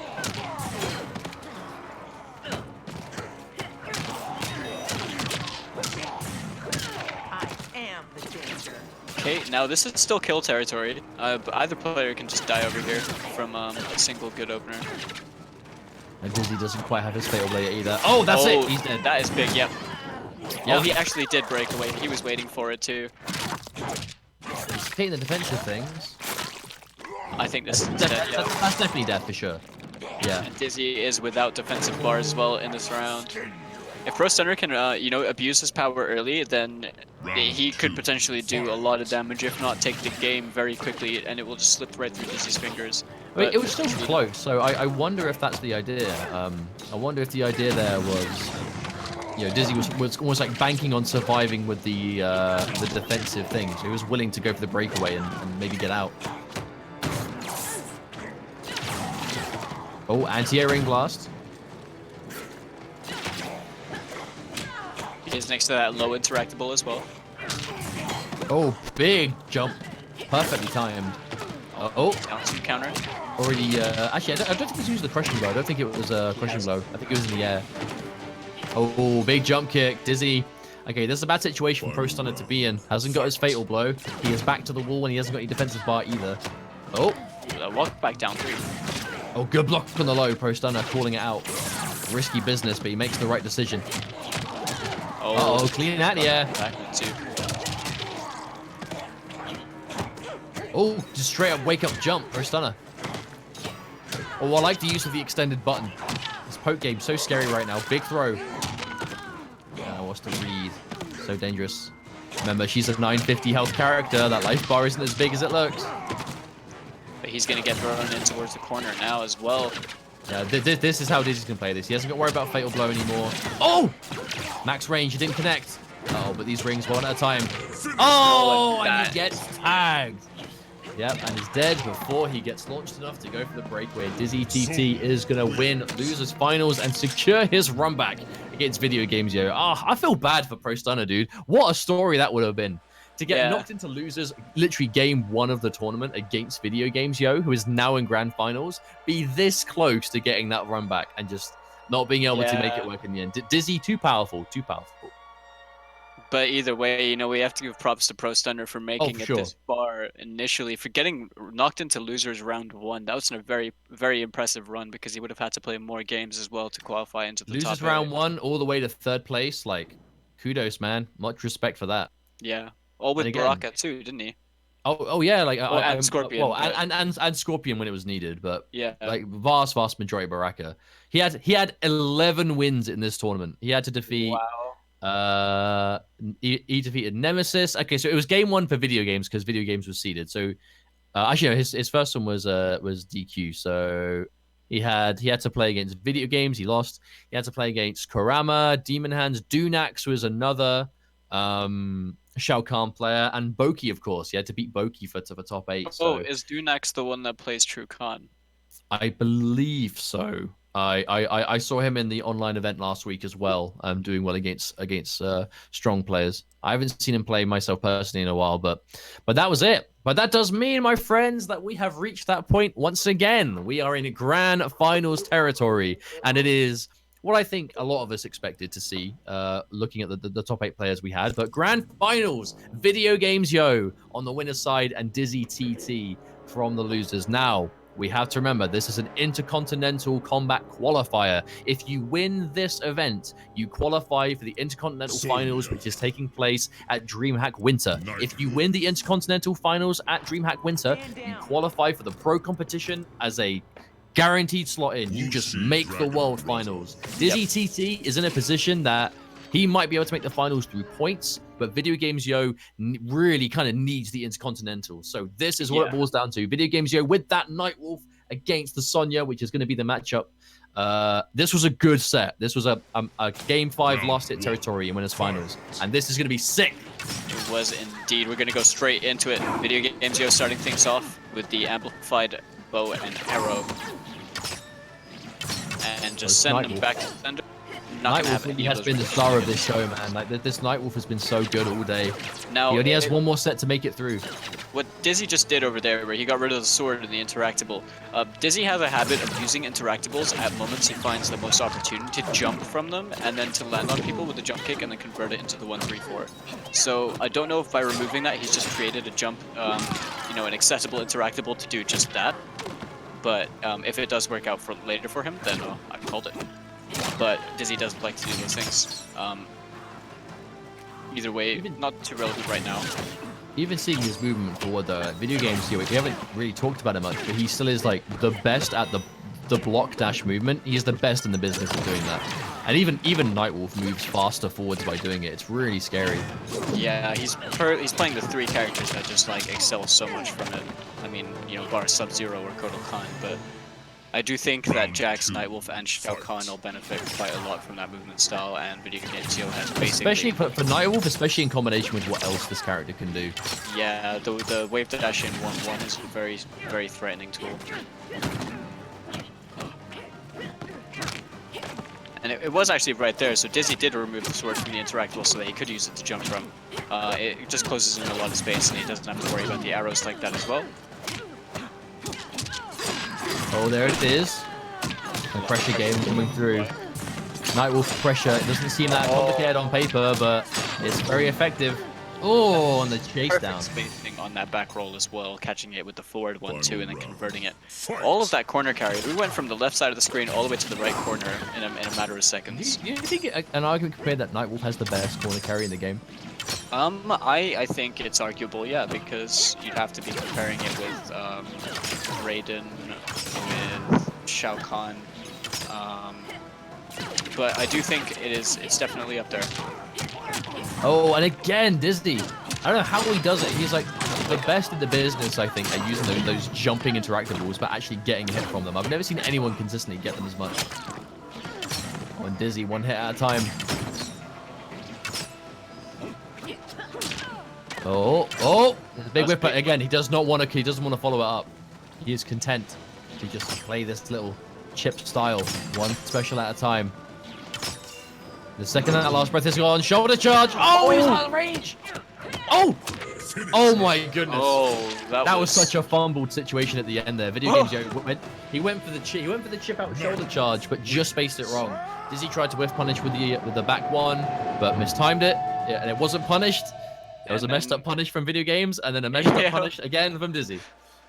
The punish on the punish on the punish, and then eventually we saw it work. But Video Games, 1 game down, 2 to go, and he wins. You have to remember, he is winner's side. Dizzy's got to reset the bracket, which means that there's a lot more work for Dizzy to do. And if Video Games can take the first game, like, it's just giving himself that more of a safety net. Definitely just easing the road ahead of him. I think he's pretty confident in his ability. They're going to get the same stage again. Stand down. Honestly, I'm so happy with how Nightwolf seems to be shaking the game up as well. Like Nightwolf is just such a scary character in the hands of a player like this. Definitely, and on top of that, we're going to see a lot more Nightwolves, I presume, because now that he's tournament legal, across any other events. The ban is lifted. The shackles are off. Whoever has had that pocket Nightwolf. as well, or whoever's been putting a lot of time into the character. I know that quite a few of the local players have been, but I definitely feel like this character is just, you know, he's hyped to watch as well. On top of already having a really strong like tool set, he's just got a very flashy looking kit. Now this is one hell of a lead for video games to start things off with right here. It is. And again, a clean punish. Oh, really nice neutral jump air to wear right there with the jumping one. Oh, spending both bars. We're going for optimals here. Recognizing that VideoGamezYo has used his defensive bar. And it's like, what? He just woke up! My man just did wake up buttons into the fatal blow. No fear. Oh, that is so unfortunate for Dizzy. After eating like 44.5% as well from like 2 bars spent on that combo. You just ate an MKX combo and then woke up with buttons into fatal blow. Fight. That was MKX to MK11 right there. And again, it was a good choice. You know, VideoGamezYo, he doesn't wake up with buttons every time, but if he thinks you're gonna miss time your meaty, he will. And if it's a button like the 111, if it hits, you're dead. On block, he's gonna be safe. You know, you have to meaty it as your only option. And when he was that low on health, like that's the time to do something a bit crazy. Alright, catches with a 1-1. That 1-1 auto combo. Not auto combo, auto shimmy, sorry. Very, very strong tool. And with a character like Nightwolf who gets crushing blows in both throw directions, it's pretty menacing. That extra layer, right, makes it scary. You see the immediate breakaway. Dizzy being a lot more restrained in his anti-air attempts this time, but VideoGamezYo all over him. Oh, the whiff. Oh, the big jump in, VideoGamezYo. He is on an absolute roll right now. He will not be stopped. This Nightwolf looking kind of scary. Yeah, pretty scary, yeah. I mean, he's basically just... so he's had close games in this top 8. Like, a very close set with Asodimazze, very close set with Dizzy. But right now, it's looking like it's just a steamroll. Like, VideoGamezYo's momentum right now with Nightwolf is pretty absurd. He doesn't seem to be suffering as much against Sonya things as he was the first time he played Dizzy in this top 8. He's playing with no fear and absolute confidence. You know, like even down to these decisions, right? Going for the wake up buttons, going for, you know, these big jump kicks that he's ready to confirm, right? Like in winners finals, there was definitely kind of like a lot of mutual respect a long time and some craziness. I feel like VideoGamezYo, because he has the safety net of winners side grand finals, he is just throwing it all out at Dizzy. And he's like, right, I'ma do what I want, and it is working to an absolute T. And he is one game away from winning the tournament and qualifying himself for the Interkontinental finals. One game stands in between it now. Dizzy, I mean, he's loser side. This is going to be tough. He has to win the next 3 in a row and then reset the bracket to do it again. He'll definitely have to pull some wonders out of the bag, but Dizzy is the kind of player who can do just that. Really nice spacing over there with the 1-3-4.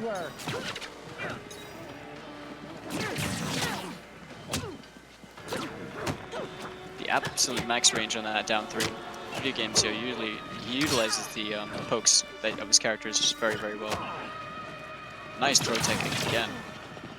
Now this is a good situation for Dizzy. We've got a bit of a slower game here, but this in a slower match, this life lead is all the more important. Oh, again, he tried to anti-air. Now this could be the downfall. To get thrown out of a roll, no less, too. The second we see Dizzy try to... Oh! Is that death? No, not quite.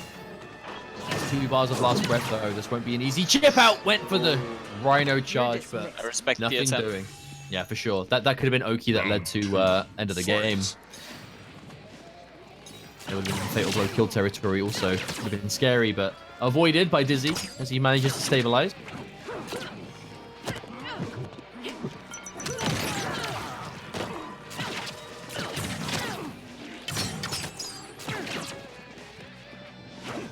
I wonder if that's the play here. Oh, the anti-air. I've seen video games opt to go for a lot more kind of like counter projectiles, whereas traditionally he's kind of just been trying to work his way in, but oh wow, Dizzy finds the moment. Oh, the cheeky cancel. Dizzy with all the momentum in the world right now. Yeah, that was just a perfect textbook Dizzy game right there, you know? It was harassment with projectiles, establish a lead, keep the game at that magic range that you can anti-air, that you can hit buttons on you know, predictions of them coming in. I find that really is the range that Dizzy thrives. You know, with the amount of projectiles that Dizzy throws, you would assume that he just wants to play from full screen, but it couldn't be further from the truth. He really does kind of excel at that jump distance, right? He's going for projectiles to make you jump, projectiles to make you squirm and do weird stuff, and he's got advancing buttons that from that range will hit you. And in that game, he just managed to get it all working. Sonya. I mean, I respect the fact that he just uses, like, he will use that projectile game that, like, the lane game, some people call it. It's because it works quite a lot, you know, against a lot of players. Like, if it's a solid game plan and it's constantly working for you, there's no reason not to use it, but it isn't his preferred game plan style. Like, it isn't his preferred style of play. Now, one game on the board for Dizzy. We said before about how much he's got to work to bring this back. You know, VideoGamezYo, well, until the bracket is reset, gonna have that safety, that one game from winning. But, you know, this is also the worst time for him to lose it, right? VideoGamezYo, he has only been entering tournaments for a couple of months. Are we going to be at a stage that he is, you know, so close to getting over the hurdle that now he's going to start, is he going to start second guessing himself? Is he going to start not being as confident with these decisions as he was when he got to this point? Yeah, I fear that may be a situation that we're seeing here. VideoGamezYo, he's just not playing with the same level of confidence that we saw in the start of this grand final. Oh, the counter hit no less. He's trying to stagger and Dizzy calls it out. One life bar away from tying it up, just like that, so quick. Dizzy with that really quick adaptation as well, but I do agree with you saying that he isn't playing with as much confidence right now as well. Definitely compared to like how he was playing earlier, it's just not looking like he's got that much. You know, I do hope he's not. I do hope he's not run out of steam. You know, I hope he hasn't kind of reached the end of whatever he was packing in the first couple of matches, and stuff like that. Just a raw down two. Here we go, more of that. I mean, even if he feels a bit burnt out with Nightwolf right now because of how Dizzy's playing, or has been playing for these past 2 games, because it looks like Dizzy's about to close this one out real quick. This is a really rough situation for VideoGames to be in. But I mean, she is 950 health. Might be impossible. Oh, the overhead. Dizzy doesn't have the bar to break. Oh, he does. Oh, that could have been it! Oh, wait a minute! Wait a minute! There's no defensive bar. Oh my god! The wake up fatal blow! Dizzy! Just not a care in the world for the offense, and a raw fatal blow is gonna just absolutely snuff that comeback before it could complete. VideoGamezYo, that was a 70% to 0% health comeback he was making. That was so close. He got the hit too. He got the standing really one. Close as well. It's like as soon as I started saying that, like it was over for Dizzy, VideoGamezYo just like miraculously heard me. He felt it in his spirit, and he started channeling the power of the gods. He heard you. He's like, no, hell no, no way. I'm not gonna let you say that. Yeah. Yeah. The sad thing is he got the hit as well. He went for 1-1, and the 1 was blocked, and the second hit connected. That if it had done 1-1-1 and he had fatal blow ready, oh, he could have won there. But he is going to stick with Nightwolf. I imagine that there's no reason to play any of his other characters. Nightwolf probably does better than both of them, but he would know that better than anyone. Nice. Going into so now Dizzy is 2-1 up. He's only got 1 more game he needs to reset the bracket, and VideoGamezYo needs to win 2 matches consecutively to actually take this tournament. Otherwise, he's gonna. It's 2-2. Oh, yeah, it's 2-2, right? It's 2-2. 2-1. I'm sure it's 2-2. Can we get confirmation? It's 2-2. Yeah, so, I was it's either the bracket reset or it's the tournament win. Oh, he's trying. I like him. He's really trying to go back to this kind of down 3 game, because that really is like 1 down 3 on hit is going to start Nightwolf's offense, but he is getting quite impatient here, as he's lost a considerable amount of health. These projectiles. I mean, almost just projectiles, no less. Now Sonya doesn't have the crushing blow on the energy rings anymore, but right now it's not looking too good for VideoGamezYo. He is going to have to really pull this one around. I mean, Dizzy, yes. I mean, he's just tidied it up, man. Like, he was 2-0 down, like convincingly 2-0 down, no less too. But now 1 life bar away. That's all it's going to take to reset things. VideoGamezYo, he needs this win so bad. He needs to make the Intercontinental Finals. No, Okay, really clean nice anti-air. anti-air. A dash and jab. Try to confirm the down 3.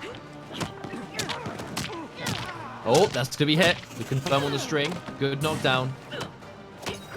Oh, tries to punish the roll a bit too slow, but gonna get a full combo here. Spending both bars again. The crispy execution. Dizzy finds a full combo, drops the ender. That's a disastrous time to drop it, as now VideoGamezYo has a way back into this game that he should not have. Oh. And that's gonna be enough. And the fatal blow comes Big through. open, catching the backwards movement with the forward 1-2 and then confirming it, ending that combo into the fatal blow. Great stuff from VideoGamezYo.